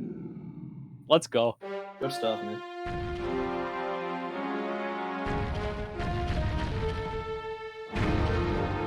We like that. I'm just blown away. That is literally the best Stallard fight I've ever had. Marathon luck. Are you getting the heart container? Yeah, I'm gonna grab this one. Because it's right there. Yeah. That's a good I have actually grabbed the heart container, got on the spinner, and fallen all the way down to the bottom before. In runs. Really? I think it's happened to me Oh, twice man. now. Like, just right off the edge. That's unfortunate. It is very unfortunate. It's like, well, that was a 40-second. Actually, my last PB had that happen. Damn, feels bad, man. It was bad. It was so bad, Ian. But we are out of arbiters, thank goodness. So he does actually have to set a warp point here, not only to leave, but he is going to come back for Palace of Twilight. Yes. So it's just a quick 5 messenger fight, and then he has to. Normally in SD, after the messenger fight, you can actually just leave by doing a glitch with the map. On HG, they patched that, so he has to spin up the thing and then do the squats, and then Skip the cutscenes and yeah.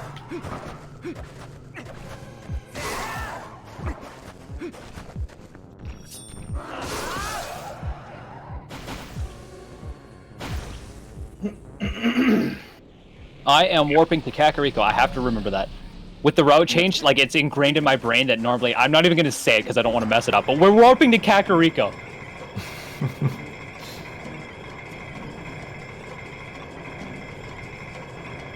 Ride it to the top. I mean, the spinner is definitely a novel item. It looks cool, but it's pretty useless outside of the Arbiter's grounds.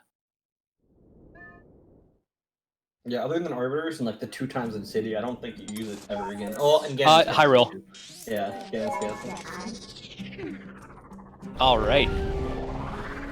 To Kakariko. Okay, so normally, like in the old route, we would actually warp up to Zora's Domain to go get the Reekfish scent. And I'm saying that after I warp, because I have messed up that warp before with, like, muscle memory. So we just warp to Kakariko, we do statue clip, skip the entirety of Temple of Time, Hidden Village, all the Ilia quests, all the City in the Sky lead-up quests, and head straight to City in the Sky. This is our hour and 4 over a casual run skip. I believe And it's the biggest time save in the run, right? Yep. Over a casual, yeah.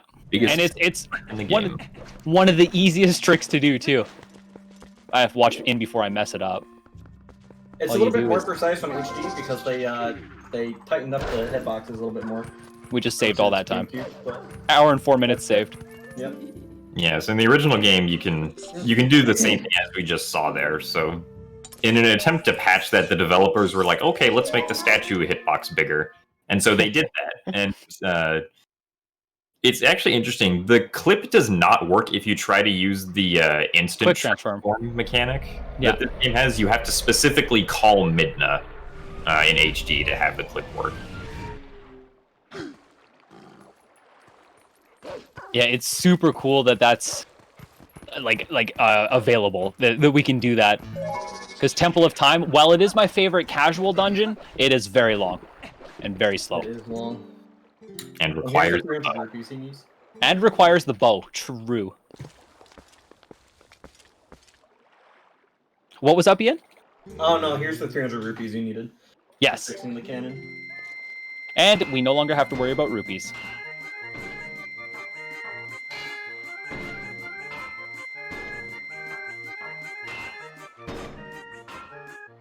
It's kind of a little bit of a ripoff. 300 rupees for him to, what, walk around the cannon and smack it with a hammer for like 2 days? Pfft. Oh, and now it's fixed.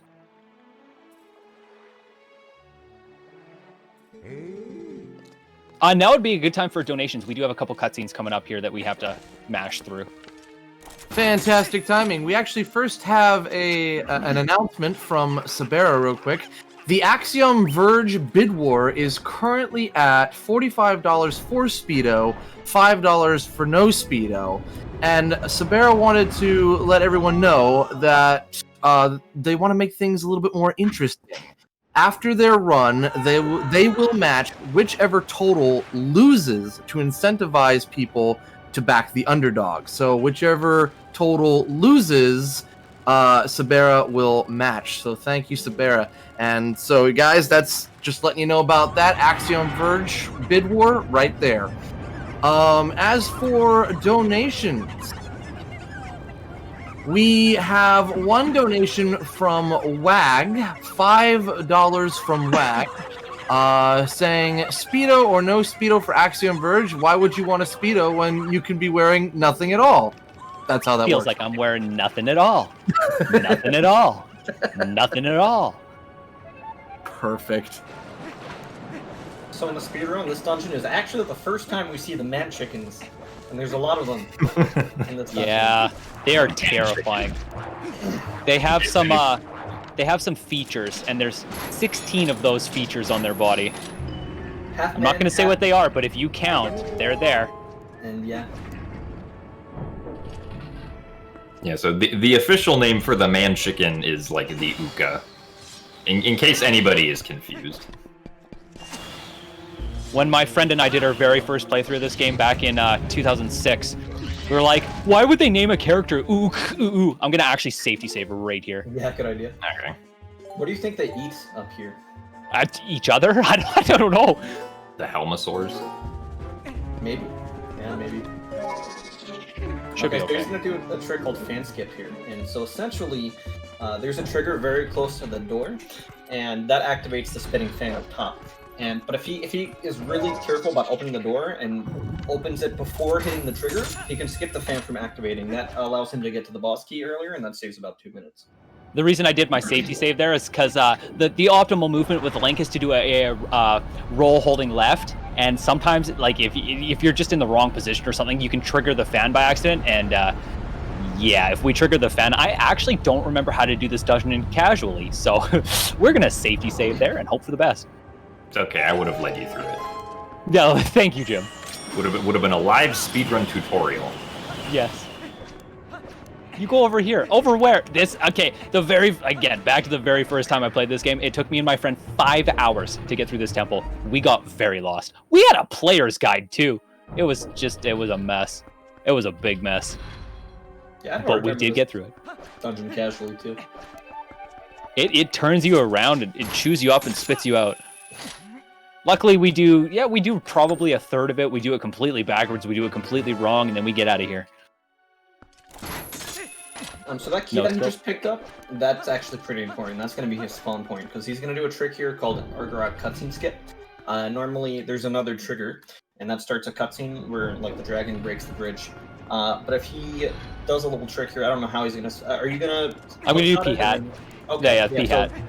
He's going to claw shot the P-hat, and he's going to wait for the wind to start blowing, and then he's going to jump slash and let the wind carry him past the trigger that starts the cutscene normally. And that skips the cutscene, which is fast, and it also allows him to spawn back at the small key, which is also fast. Normally, that save is there. Like once you get the small key, that's your save point, because they didn't want you skipping the Argara cutscene by just save warping after getting the small key. But it's actually convenient just to set your spawn point there. That way you can get the boss key a little bit faster after getting the double claw shots. So. And we don't have to risk failing fan skip a second time. Yeah, by going in through the main door. I mean, in that case, we like if we did have to spawn back at the beginning of the dungeon, we'd actually just get the boss key right away. Yeah. We wouldn't have to worry about that, but not in this route. And this is the second to last time we'll be using the spinner this run. I mean, if you really want to, you can skip using it the last time. I know we talked about this, Jim, but I am not for that LJA bomb boost life, or LJA damage boost life. So earlier Jim mentioned there was a gate unloading thing. There's a gate actor in Link Bed Temple that Skuro loaded. And it shares the same, like, I guess it's the same actor or whatever as in City in the Sky. So when that gate loaded and stayed loaded because he skipped most of Lake Bed Temple, the gate in City in the Sky unloaded. And so it allows him to skip a good amount, I think like 3 or 4 rooms in City in the Sky, and just head straight to the mini boss. Yup. Yeah, you can do a really cool big LJA in this room to get all the way down to the bottom. I missed the second half of it. That's fine, we're still there. That is the coolest LJA in the entire run, though. When you get it like just perfect angle, you kind of like slip through the doorway right on the right side and like just barely make it. It's so cool. We almost got it. And right now, I'm going to go for a pixel perfect trick called Arialfo Skip. We're probably not going to get it because it is pixel perfect and I'm using motion controls, but it is possible. Anything's possible. If I get the trick, we can completely skip fighting the mini-boss and just be on our way. It is really hard on HD. Yeah, so you can see, like, occasionally you'll see, like, the reticle right there. Alright, so... Yeah. Do you want to explain how this fight works? Because I know, like, you have to use the ball and chain and his shield's not, like, blocking him, but... Go ahead, Jim. Yeah, like, the fastest way to do this fight is to do this, like, weird fake damage stuff while the Arialfos is shielding with the ball and chain. It completely skips having to go through the second phase of the fight. So, like, we wouldn't be here where, like, the Arialfos was, like, flying around and stuff, but this was still a pretty fast fight nonetheless. Yeah, it was fast. Actually, personally, never gotten that to work for me. Not a single time, and I have practiced the crap out of this fight. I must be doing something very wrong. But yeah, if you pull the ball and chain, like Jim said initially, off the start of the fight, you can kind of pseudo-damage him through his shield, and then it'll, like, kill him. But I have never gotten it to work for me. Yeah, it's true. Well, yeah, the damage has to be done, like, while the Arialfos is trying to attack you, so it's, like, it's really weird. I did not know that. I went to split again. I Do not have a timer open. Okay, we have the double claw shots now. What's better than one claw shot? Another one. 2. So we are going to grab boss key and head straight to Argarok.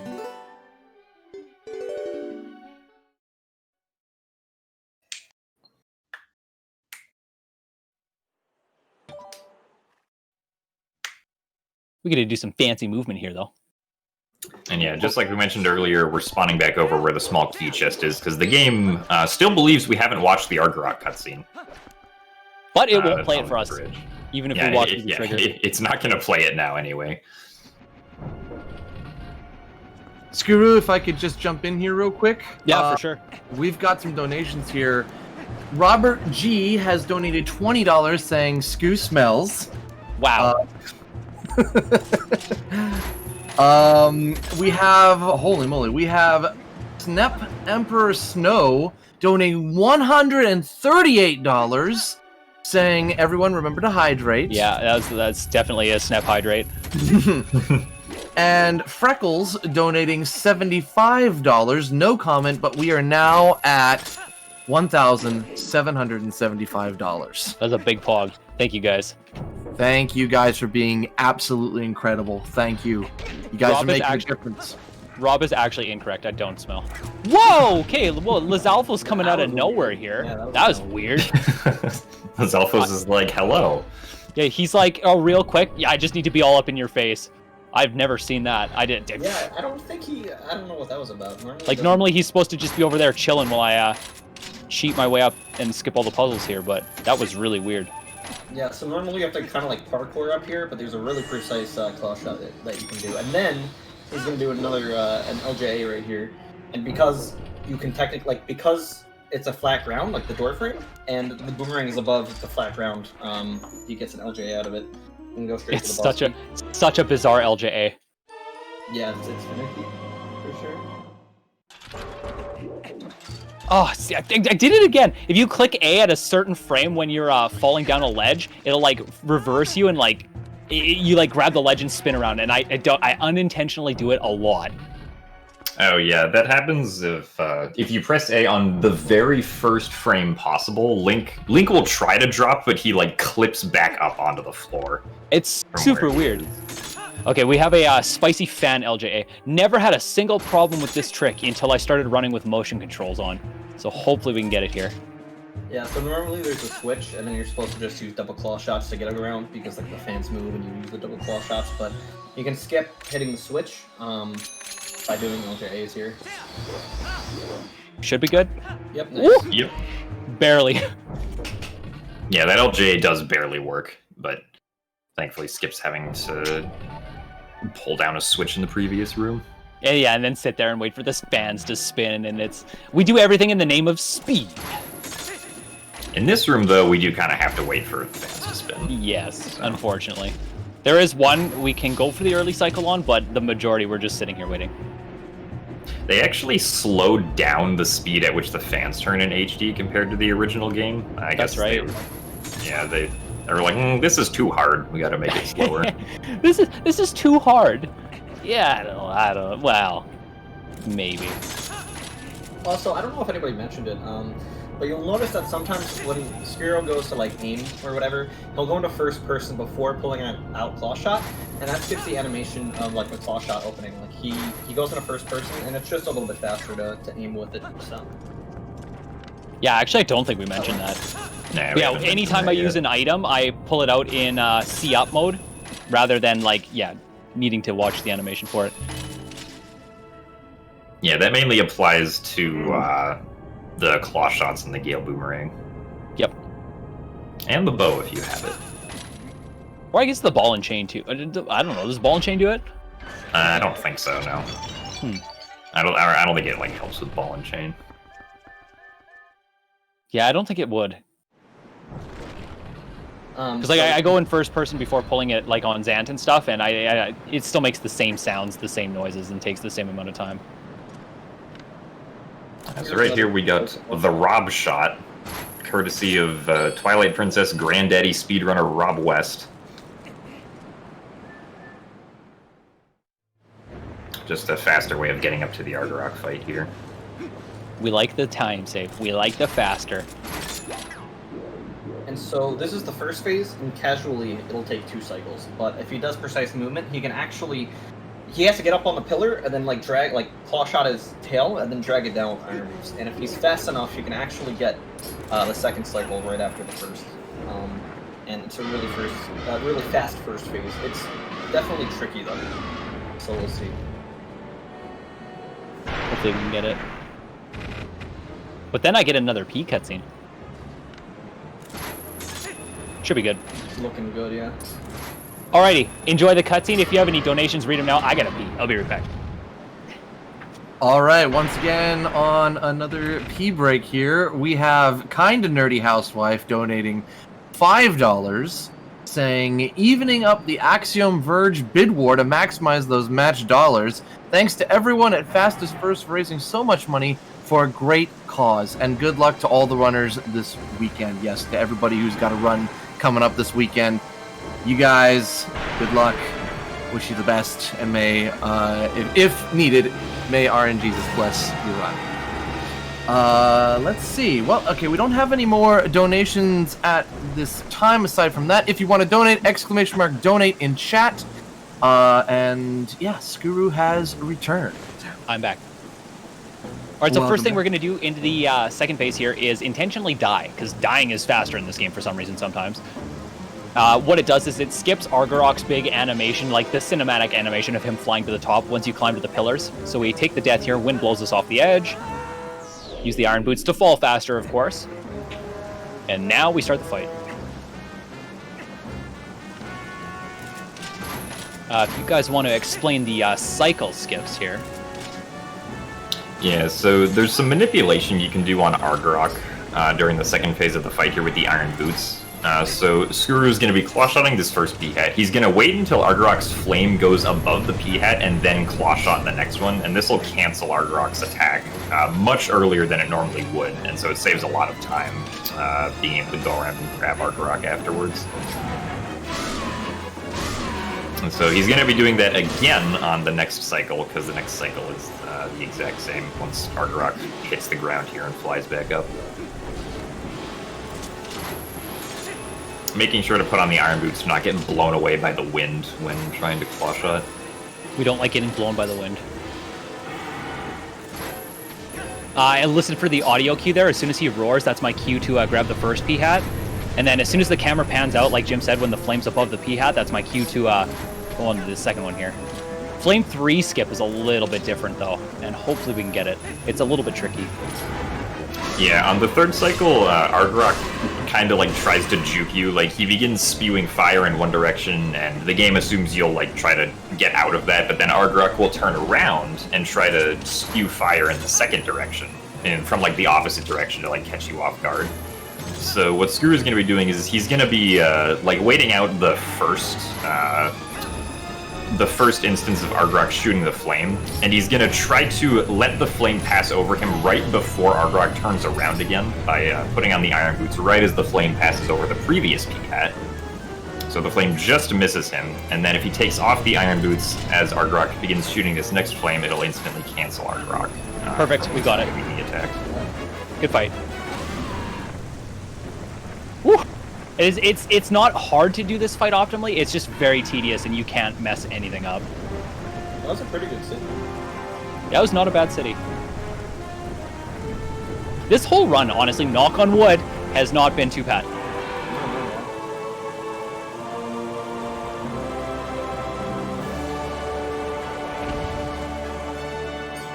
I am, for the sake of safety... Actually, no, I still have my safety fairy. We're going to skip the heart container. Let's go. Yeah, you should be fine at this point, I think. And another unskippable death cutscene. We did it, guys. We completed the Mirror of Twilight. Yay, we got piece 1 and piece 4. That's all you need. Yeah, you just need the beginning and the end. The middle doesn't matter. Technically, we don't even need piece 1. The only reason we need piece 1 is because we need to get to Palace the Toilet. Yeah. How's the toilet? I hate it, dude. It's the worst temple. It's the only temple we do all of, and we have to do pretty much casual. Like, there's a couple little, like, speed-up tricks with LJAs, but for the most part, we are doing that place, like, all of it. Yeah.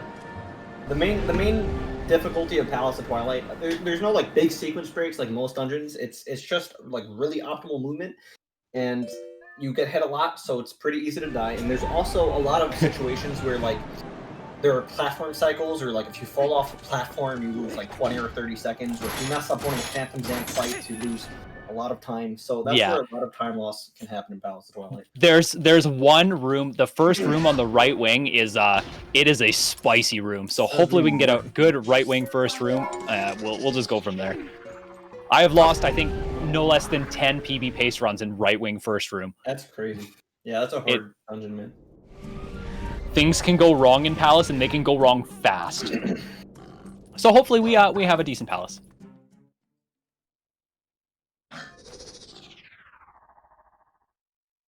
Yeah, Palace is also the longest dungeon in the run. Yes. If you do it well, it'll take you like a little bit over 20 minutes to fully get through. Is that how long it is? Wow. Yeah, I guess 12, 8, 6. Wow, yeah. Jeez, it is a long temple. It's really cool. I will admit it is really cool aesthetically, but yeah, just even casually back in the day, it was never my favorite. I think some of the LJAs you do are pretty cool. I skip most of the spicy ones. Oh, really? Yeah, well, like the ones inside, yeah, and the one to the Xanhead platform, yeah, no thank you.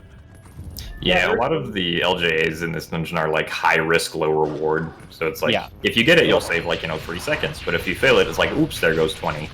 Yeah. I don't know why I turned on sense there. I did this very wrong. Oops! Man, good It's okay, you got him. Recovered. Ideally, you dash and then do a B attack, which for some reason gives you 2 attacks on the Xanhead, and then you just do a mid charge. But I turned sense on instead of dashing. I'm losing my mind. I think the hardest part about this whole speedrun is, for me anyway, staying focused for like 3.5 hours. I find just like the hyper focus needed to play very well is just tough for such an extended period.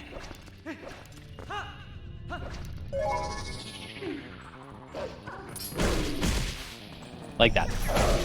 Yeah, getting the double hit once again. Doing a jump attack during the cutscene to save a little bit of time. Couple frames. Get to the chest faster.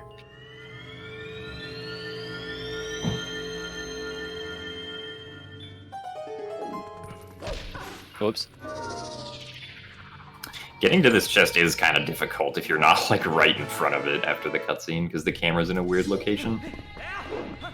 So there's 2 Phantom Zan fights coming up, and they're kind of hard actually. They're reliant on being able to quick spin consistently, which is not easy. Essentially, you can attack him. You'll just get past it quicker if you do 1 stab and then 3 quick spins, and just keep repeating that over and over. Yeah, there is an optimal way to do this fight so Zant doesn't do his jump around phase, which is just slow. Hopefully we can do it. Skuru, I'm gonna jump in here if that's okay. Yeah, for sure.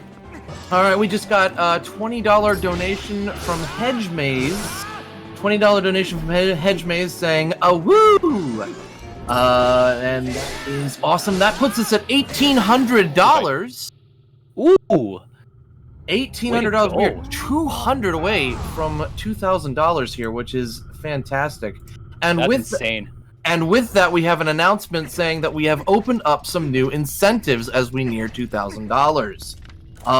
Just want to let everyone know that we have hit some goals as well for the upcoming Indie Alpaca run of No Straight Roads. The incentive there has been met. The goal there has been met, which is bonus, I think I pronounced this right, Sayu boss fight. We also have hit the Mario Kart 8 Deluxe goal. Flower Cup bonus run has been met. For the Super Mario Galaxy 2 run, upgraded to the perfect run, the goal has been met. Fantastic. And we have new incentives here. We have a bonus game 1, Tetris the Grandmaster Master Mode by Freya Spirit. That's a $500 total right there. That's one of the new ones opened. We also have Weird Dreams, See Every Death for $100. And finally, we have Donkey Kong Jungle Beat. For $200, you get the controller bongo cam. For $200, controller bongo cam. And that covers that. You know how we were talking about Runner's Choice earlier? Definitely Master Mode Tetris. Definitely for all of them? The Runner's Choice, Master Mode Tetris. Master Mode Tetris? Okay, I will take care of that for you. Thank you very much.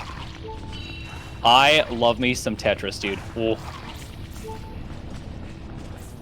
So we just kind of carry the ball back. We do some speed strats like throwing the ball. You saw in the last room, we threw it diagonally, stood on the stairs, and kind of got rushed to the top. A little bit of movement here and there, but yeah, again, Palace is pretty much just a straightforward play it as intended. Luckily, the anxiety-inducing hands don't really give us much grief in the speedrun. We can just kind of breeze past them.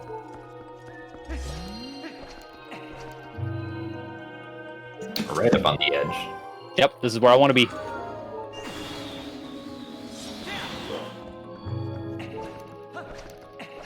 Yeah, so doing that LJA skips having to ride over the platform to this side. Okay, this is the spicy room. This is the spicy room. I'm going to just focus here for a second. And so there's also a Xanth head at the very end of this room, and You can actually, if you get bad RNG, it can like end up in like bad places, and you'll have to like backtrack to it. So let's hope that doesn't happen. I don't think it's that common, but there it is right there. So he has to not only platform correctly, but he has to avoid that. So I did mess up the optimal strat, but that's okay. As long as we get a decent spawn at this end. No! Uh-oh, uh-oh. all right. I don't know how I got that third hit, but I'll take it. Okay, it didn't go poorly. We are okay. I do still have a safety fairy. A little bit low, but you do have the safety fairy, yeah. That room can go poorly. That was a, if on a 1 to 10 where 10 is like optimal, I'd say that was like a 9. Well, maybe an 8. Just to give you a taste of how wrong things can go. Yeah, the combination of like the moving platforms and the energy ball that the Xanthead tries to shoot is not very fun sometimes. Oh my goodness. I'd just like to kill the messengers, please. Thank you, game. And we no longer have a safety fairy. So yeah, when you mana charge sometimes with the messengers, normally when you fight messengers, like there are walls set up, and so if you mana charge and you end up bonking against the wall, it will cancel like the rest of the mana charge. And sometimes, if you kill everyone except one messenger, you'll have to restart the fight entirely. So. Yeah, there's actually certain messenger fights in Palace that you don't have to kill them like timely, like 2 at once for the last, but that is one of them. Are you doing the LJA here? Oh yeah.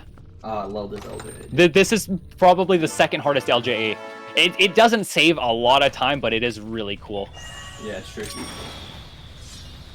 So he wants to wait until the boomerang is out of bounds, just like that, and that'll give him the LJA. Yeah.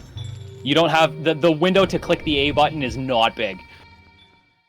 But we got it.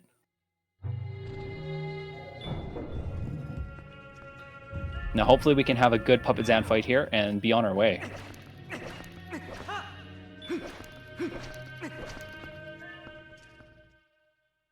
Where are you, Puppet Zan? Oh, nice spawn. Oh, he got the cast off. That's not good. 2. Oh, he didn't. Nice. Yeah, I got some good RNG there with him spawning in the center.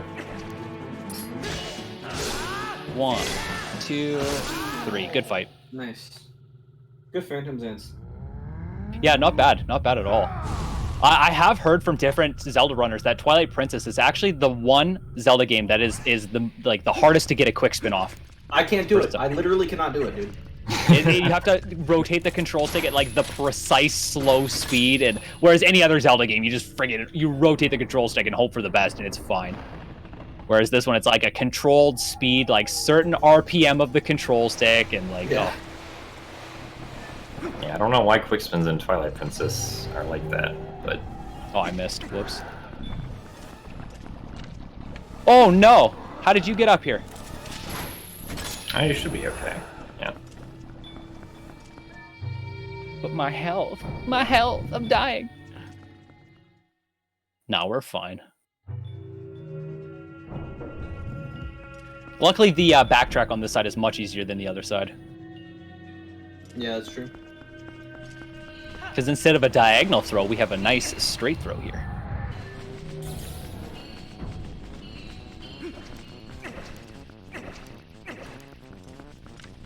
Ooh, I thought I walked right off the edge.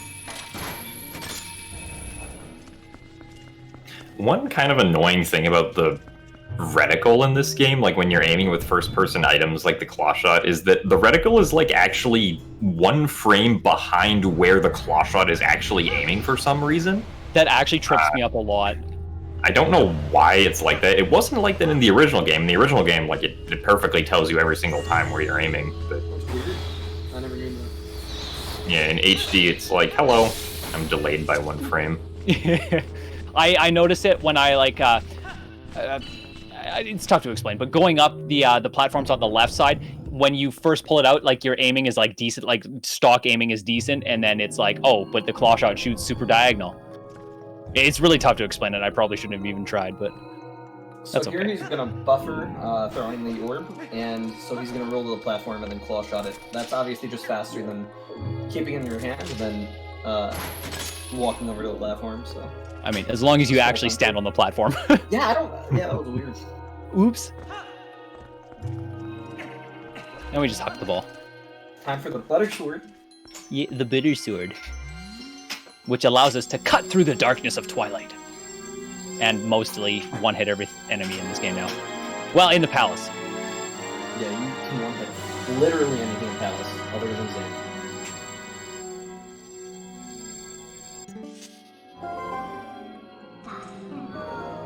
All right, to the second half. Yes, and I say second half very, very accurately because the first 2 wings are like the first half of the dungeon. It is a long dungeon. Yeah, they really are, man. But yeah, we unfortunately can't get past that wall of Twilight until we have the butter sword. Give me the butter.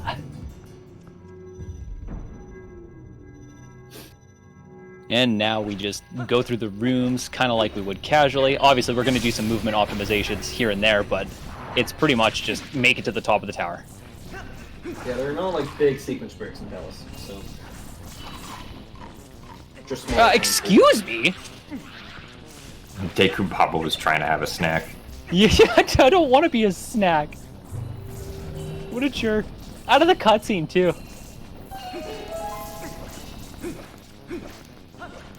Now, there is a convenient heart rate here that I can always get.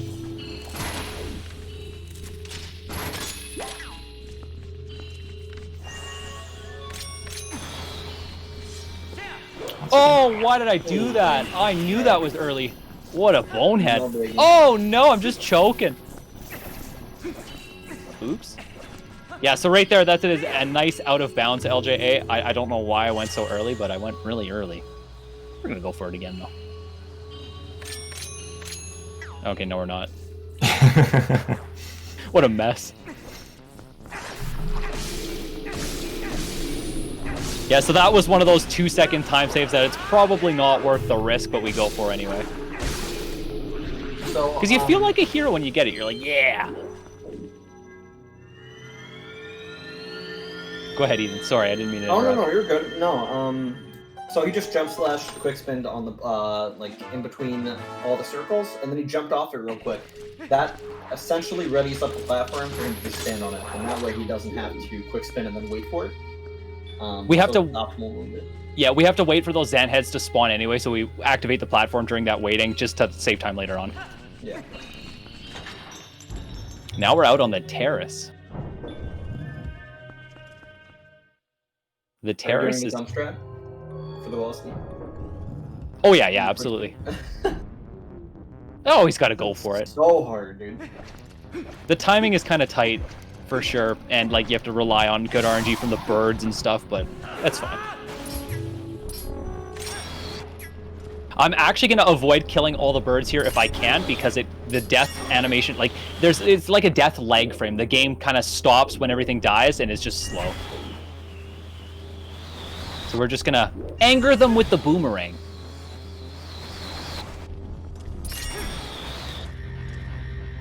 There is an LJA you can do here. It's an out-of-bounds LJA, and it's really spicy. And I think it only saves a couple seconds, so it's not super worth it. Well, for me, anyway. Yeah, right there, Skuru intentionally voided out because it spawns you back over on this side of the terrace. Uh-oh. Normally, the game wants you to, like, use another, like, floating platform to get back over here, but it's a lot faster to just void out. So he's gonna quick spin and then hook shot this target. It's really dumb because he has to quick spin and then like quickly flash shot it. Otherwise, the target goes away for it. Much harder with motion controls on, I will add. I'm getting absolutely destroyed here. Uh-oh. Okay. What a mess, dude.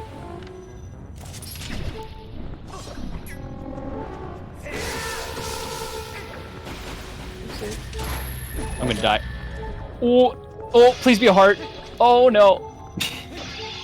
Okay, so now we're guessing. I no longer have a safety trait. Well, you didn't want those blue rupees? No, I mean, the blue rupees don't really refill my health, unfortunately. But yeah, we're just going to do this the casual way, the backup. Also, don't immediately like try to fall down here, because then you will die at the bottom. Oh yeah, true. Yeah, just jump on the platforms and, like, on the way down, I guess. That's a good backup. It's a little monkey right now. I don't even know where the platforms are, to be honest. Okay, we don't need iron boots.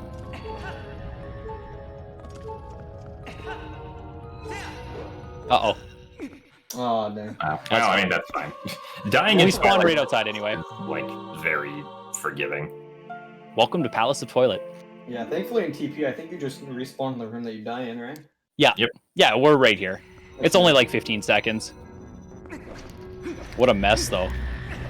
It's a hard room, though. Normally it doesn't go this poorly for me, but I mean, it is typical. It'll happen when you don't want it to happen. Are you going for the early cycle? Oh yeah, we'll always go for early platform. Alright, sick. Are you doing midnight buffer, or what are you doing? Yep. Yeah, I do mid buffer. Yeah, I died intentionally to regain health there. Alright, let's get up here. Now in this room, as soon as we enter, a platform up at the very top starts moving back and forth. If we do our movements absolutely correct, we can get there and jump on the platform and not have to wait the 15 seconds for it to come back.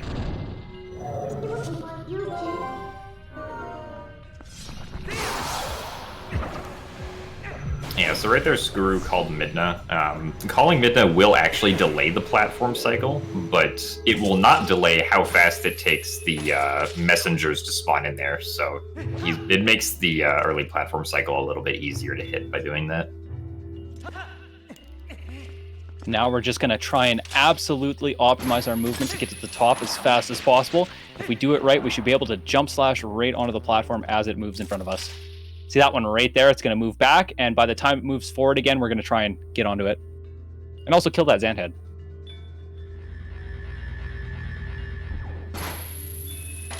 Oh. Nah, you should be fine still.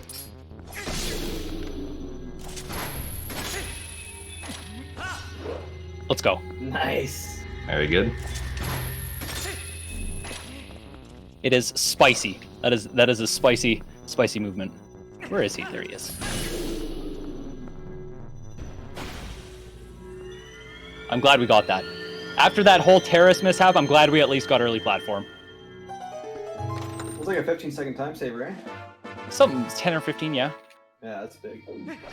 Yeah, I think it's 15 if you do like the Midna text. There is another LJA here you can do with an out of bounds LJA to make it over like 3 or 4 seconds faster, but it's not worth the risk.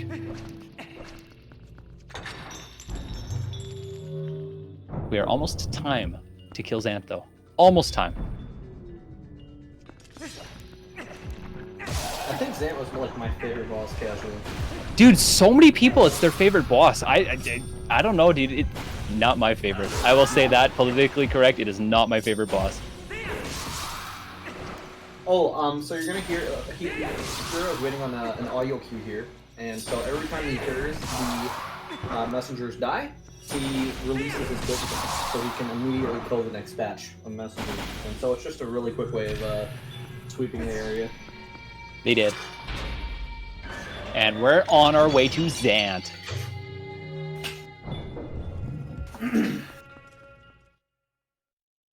So the Xanth fight is basically just one big clone of like most boss fights in the game. It copies a lot of other boss fights, and so that's one reason you need the ball and chain, because one of his phases copies Blizetta's phase. we don't even kill Blizetta in the run, but yeah. Yes. Oh boy.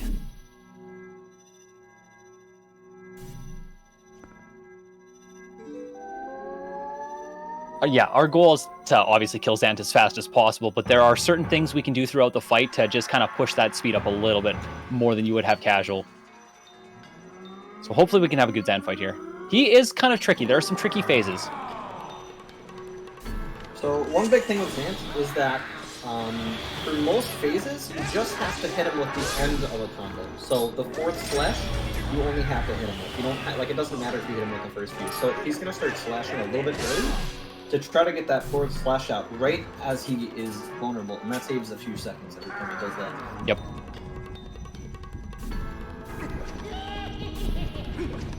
Yeah, so here during the Goron Mines phase, there's a bit of a quick kill strategy you can do if you wait a certain amount of frames after, or wait a certain amount of frames between different attacks of a combo. You do only have 2 frames for it though, so. It's like a nice little, we got it when you get it, but it does not matter if you don't get it. Obviously you want to though.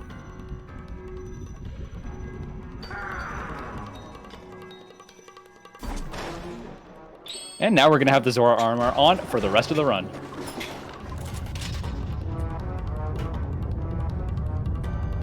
Yeah, Ian, I was watching you play this, obviously a couple months ago now. I did not know that you could grab Zant with the claw shot on the second head before he shoots his fireballs. Oh, really? I didn't know that. I was like, what? Yeah, I mean, I've never done it, but it is possible. Yeah, as long as the timing is correct. So for the second cycle of the Morpheal Zant fight, Zant will spawn in the head that's farthest away from you once like all of the heads are like fully above the ground. So Zant is going to be in this one. Yeah, we're just gonna left, right, up, down, because apparently it does matter which direction you hold while you're slashing your sword underwater. So for this next phase, there's 2 cycles. The first cycle, you will always end up in the back right pillar. And then after the first cycle, he'll always spawn in the center. So what SkuruWolf can do is he can actually preemptively go to the center pillar and then pull out his ball and chain to stop him from jumping around, and that just saves a few seconds as well. Good. Oh, my gamepad cord is caught on my mouse. Uh-oh. We're good. We're good. Alright, who's excited for required ball and chain uses? This is the only reason in the entire run we need the ball and chain, and it is a hard need.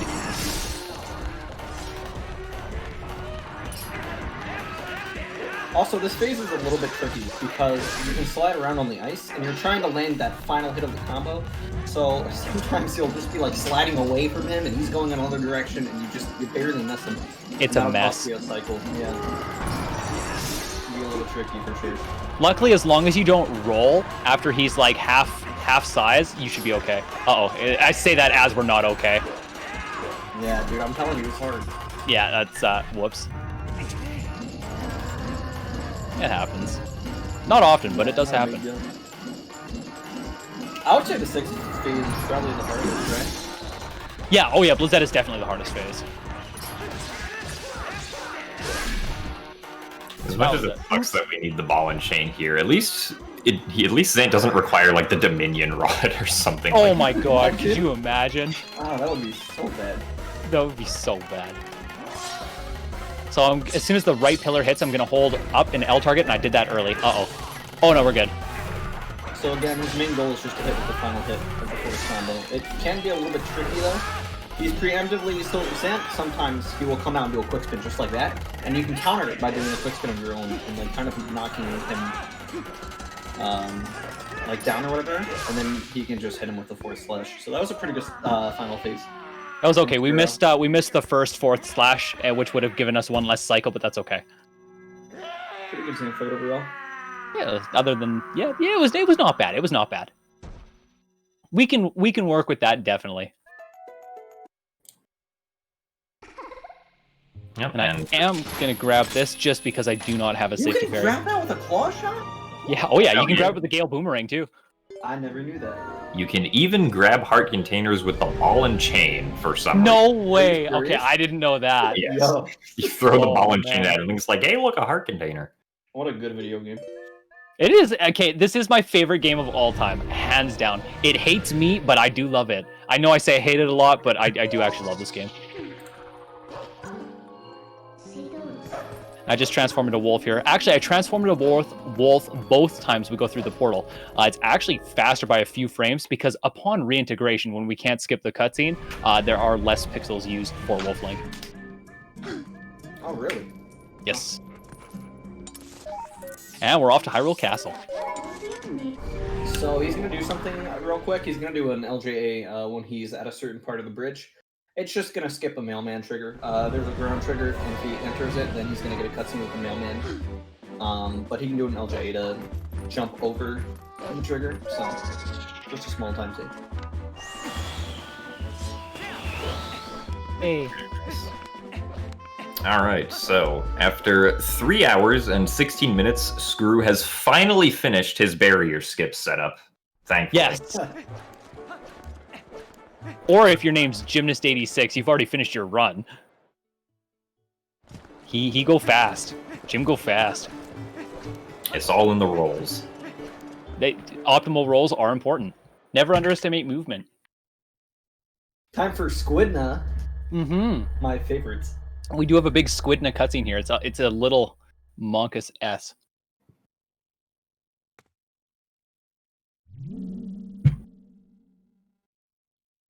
Fox, if you have any donations, now is a great time because we do have a minute-long cutscene here. Well, like 40 seconds.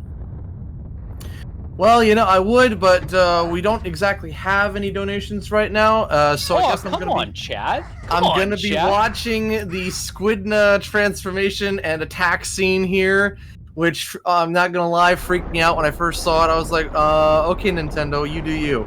It still freaks me out to this day. To be fair, it's a little weird, champ. Well, I think the lore implies that the mask here that she's wearing is made by the same, like her people made the Majora's Mask, so that's why it's kind of creepy still.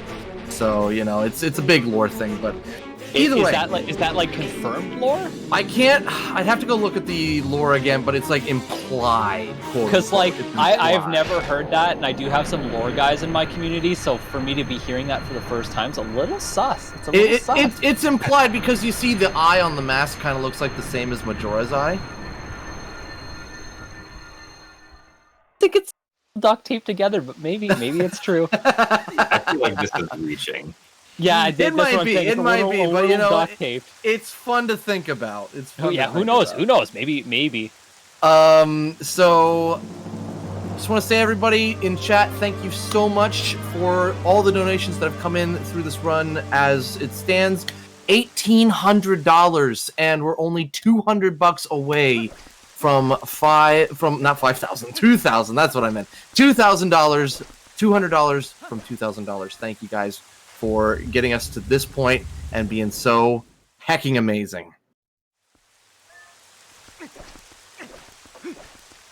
Which strat do you use here for the barrier, Jim? Do you transform to Wolf and use Midna Charge?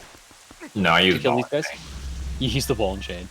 That's the hardcore strat. We're gonna go with baby strat. So the thing he's circling around right now is the Bobby Barrier, and it's not a big sequence break like other games, but there are 2 barrier skips in this Hyrule Castle segment. This is the first one. He's gonna it's actually really easy. You can just roll to the right of it and then skip the cutscene really quickly. And if you skip the cutscene quickly, it'll avoid Link automatically walking in the circle, and you can just literally roll around the barrier. The second one's a little bit more complex, but it's not that bad either. And you're supposed to say it's really hard, so I look like a champion when I do it really easily. It's really difficult. I don't know how he does it. Thank you. He does that jump slash. He frame perfectly skips the cutscene. It's, oh my god, it's amazing. Yeah, it's crazy. And then I buffer the input to roll in first frame. Excuse me, King Bublin. 1, 2, 3, 4. We're gonna back up for a big ol' swing and a miss. So it's kind of spicy. That is strike 1.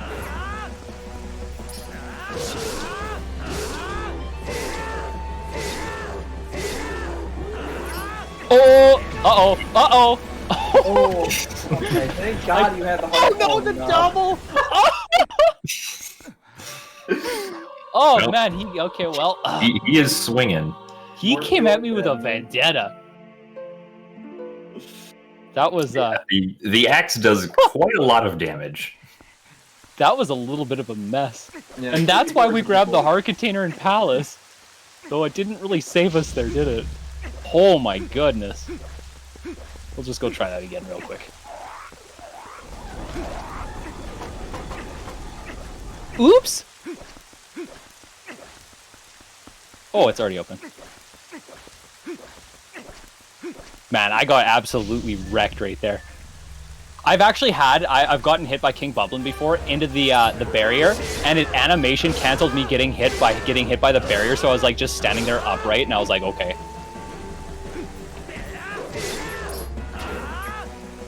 We're just gonna do this the easy way.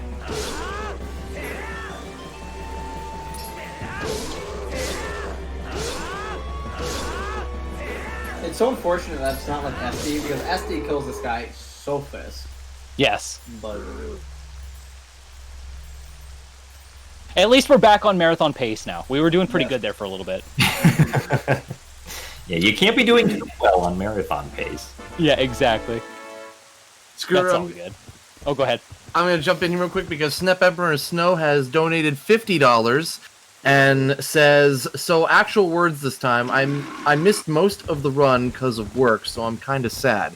But I am really glad to have gotten home to see the last hour of the run. You are all wonderful. Drink more water and stop choking, Skoo. It's true. I really need to stop choking. Snap is not wrong. Thank you, Snap. So I did actually, first frame, I buffered a backflip there, and I save warp during the backflip to skip some midna text, and I think it's like 2 or 3 seconds faster than running back. In HD, it is half a second. Ooh, half a second. Half a second faster in HD? Oh, okay. Yeah, because the save warping is slower compared to SD. It's only a half second faster if you have the Wolf Link amiibo. Yeah, that's what I thought. Oh, I do. So here he's going to jump slash, kind Yeah. of a specific position, and then he's going to just skip the cutscene. There we go. Slide past the barrier like that. Just And sneak also- right past you. Let me just sneak right past you. Because he never actually did that fight, the lights never turned on. But that's just like a side thing. Also, the chests don't spawn. Yeah.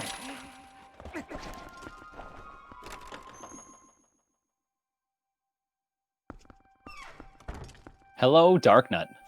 My old friend. Oh, DMCA, sorry.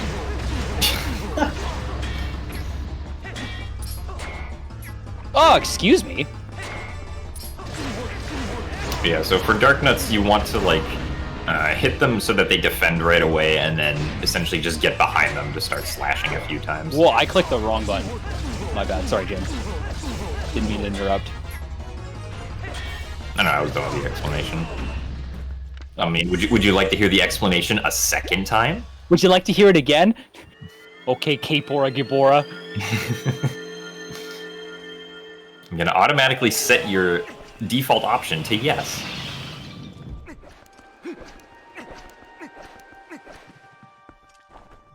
So we can actually aim our boomerang before the cutscene, and then just immediately throw it right after and get on the platform. There was one run where I did forget the order of the torches. Kind of embarrassing. It happens to the best of us, man. It was a D-Rust run, to be fair. Yeah, it's very convenient that the game gives you like 2 pathways you can go to get up the middle of Hyrule Castle. The other pathway requires the bow, so thankfully this one just requires Lantern. Oh no. Oh no. This is already a mess. Hello, Quickspin. Link do be spinning. Doobie doobie doo.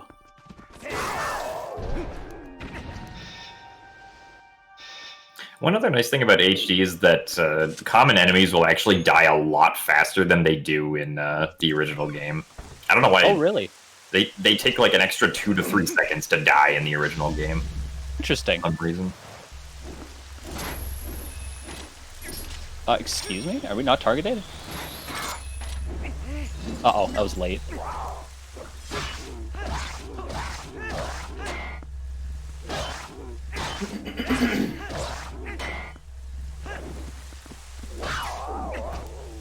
So there were 2 pathways back he up. needs to go before continuing up the castle.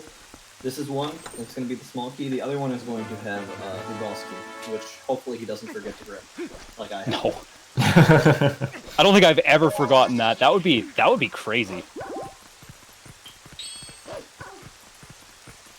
Get all the way up top, and it's like, oh yeah, the boss key. Yeah, it's not a fun time. I don't recommend it. Have you done it, Ian? Oh. I watched the cutscene and then forgot to grab the actual chest itself. Oh no. Oh. That's almost as bad as making it to Final Phase Ganon without Ending Blow. Yeah. Rip SD runners.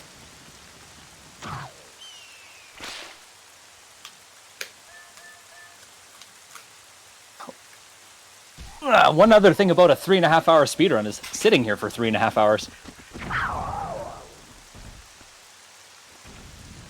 You gotta stay moving. It's true. Stretching is important. Also, consuming molten ice is important, too. Molten ice.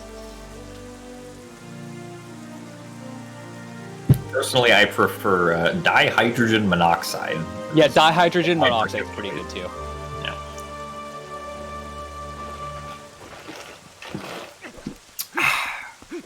Some very good dihydrogen monoxide.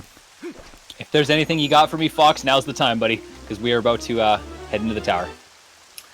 Well, it looks like we are currently at 1850 of 5,000, which is, again, incredible. We are $150, only $150 away from the $2,000 milestone. Can we do it before the run is over? We got one final battle left to go here. Don't forget your iron boots, son!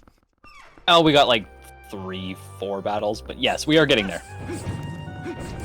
So right here, you're supposed to follow a specific path. Normally you have to go like wolf and then use your sense. But if you are really, it's actually quite hard. But if you platform correctly, you can actually just skip that entire sequence. I have no idea why we didn't, or why we. There's always one death in the tower. Yeah. You must always fall once. Yes, there's always one death in the tower.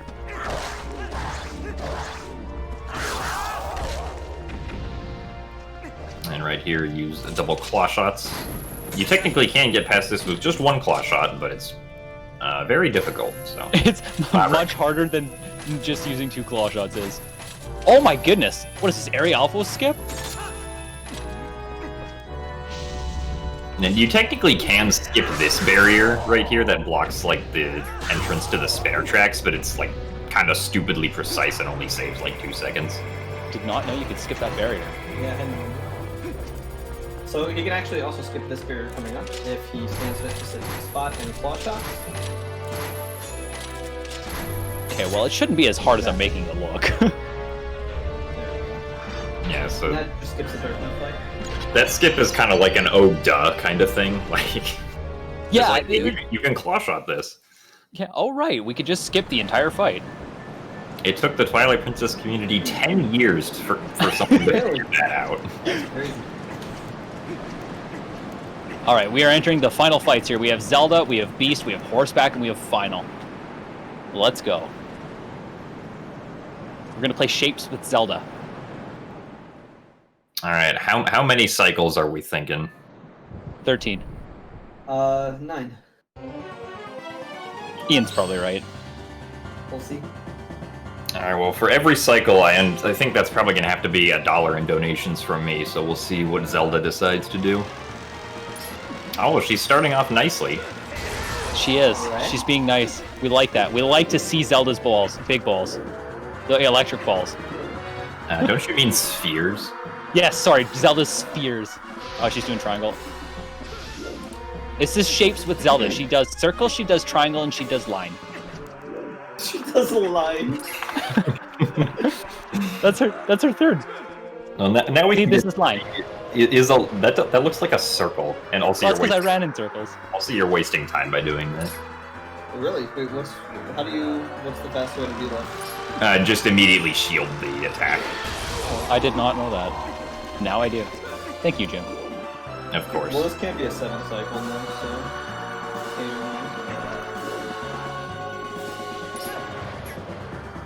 That is cycle number 5. Triangle. Cycle number 6.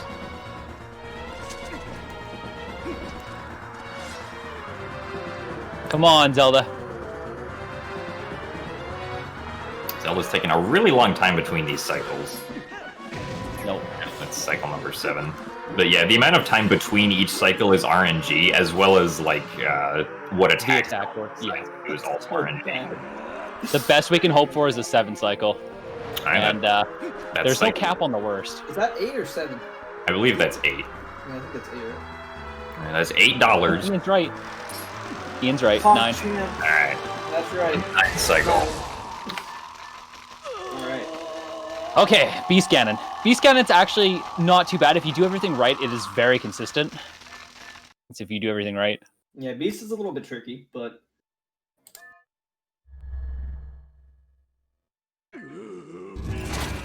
Not as bad as... What? What? Okay, well, that's bad. Somehow I clicked claw shot instead of ball, even though I was clicking X. Okay. Okay, game. Okay, game. Right, game. Okay, game. Normally you just use the bow and shoot him in the forehead, but like we don't have the bow. So we have to use the bow and chain. So he's gonna do a jump slash, and he's gonna follow that up with 4 slashes, like that in that specific way, and then he's gonna do another 4 stab. And then we're gonna go hide in the corner.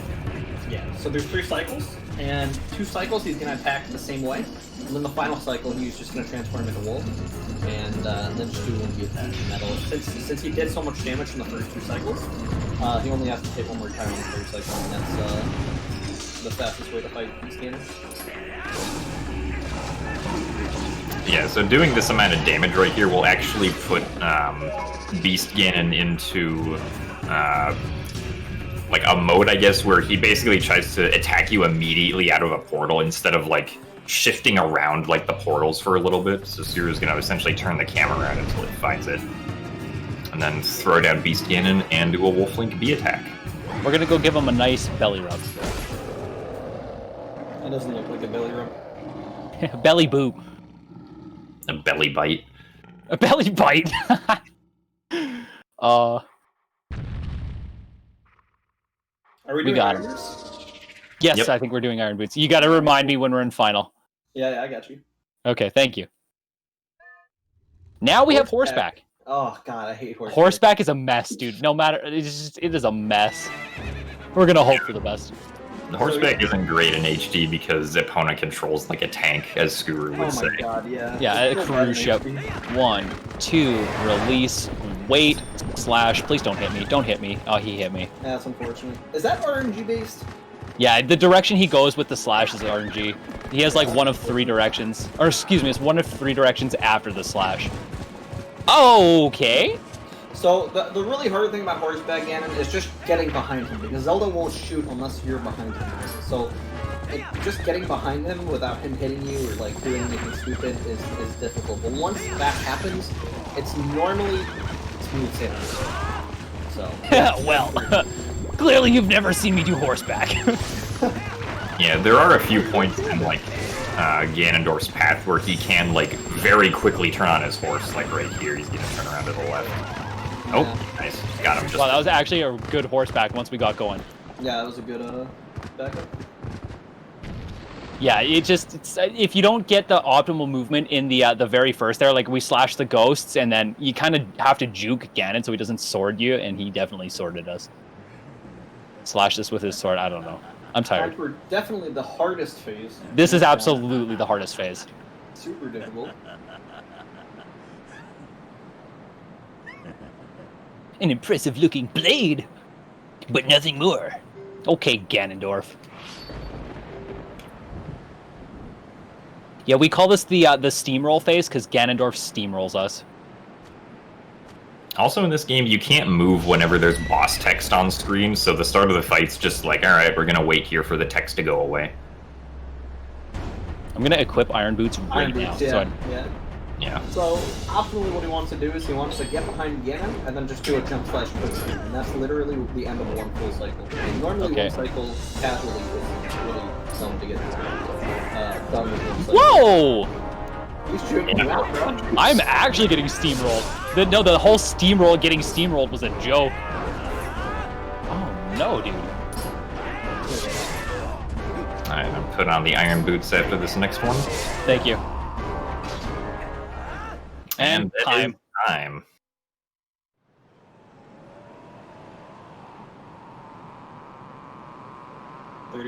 Nice.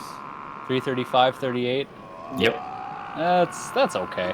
That's not a bad Bad for run. Not a marathon, bad run. man. Especially with like a bad opponent club. I mean, you could've- Yeah, and 2 deaths. yeah, Oh not man. bad at all. That's not bad. Okay, so we do have to see the cutscene here because I'm still like 3 minutes underestimate. We can use that 3 minutes and watch the Iron Boots cutscene here. But yeah, that is Twilight Princess HD. That is a little bit scuffed of a speed run, but we had a good time. That was a lot of fun. Thank you so much, Jim and Ian, for being here, guys. I really appreciate that. Yeah, of course, man. Thanks for having me. Of course, always happy to commentate 3D Zelda speedruns. Did 3D Zelda speedruns. It's where it's at, honestly. But yeah, thank you, Fox, for hosting. Thank you, Fastest First, for having me yet again, 2nd year in a row with a completely different route. I appreciate that. And yeah, absolutely. Oh, I guess we can do shoutouts here if you guys want to go. You got shoutouts? Ian and Jim. No, I don't think I have. I mean, shout outs to you for doing the run and wanting to have us here. Yeah, no worries. Thank you for being here. And yeah, shoutouts to community for having me. I guess I could shameless plug myself. We currently are doing a partner push on my channel. I stream Monday to Thursday, 1 a.m. Pacific to 4 a.m. Eastern until pretty much whenever. Next week, we're doing some pretty fun stuff. So it would be really cool if we saw you there. But yeah, thank you all again for having me. We'll watch the Iron Boots cutscene here. And then, Fox, do you have anything for us? Yes, I do, but I guess if it's okay, we'll wait till after the Iron Boots cutscene so everybody can enjoy that. Oh, yeah, no, you're good for a couple seconds here. Good for a couple seconds? Well, I want to say that we are under $100 away from $2,000 here. We have a donation from Gymnast. Gymnast, thank you for the $9 there. Says thanks, Zelda. And B Dragon 28 with a $50 donation saying, really enjoying the marathon. Thanks for the entertainment. All right, we got Iron Boots right here. This is why we didn't skip leg day with the spinner. This right here. Leg day was important, dude. Leg day was important.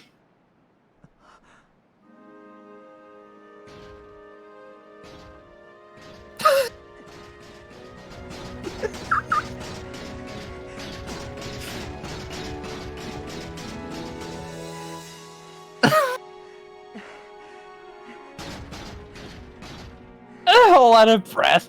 Oh. Now imagine 5 hours of that. Yeah, I couldn't even imagine doing this speedrun with Iron Boots on. I'd rather do cutscene percent and have to reset after 5 minutes. Oh, and we see Midna now. Unfortunately, we didn't see any of the cutscenes, so we have no idea what happened, but Midna's taller now. Yeah, that happened. That's what leg day will do to you. Yes. No one skipped leg day here.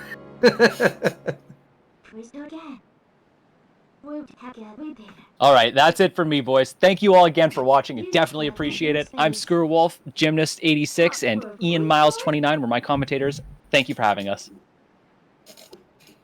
A big round of applause to everybody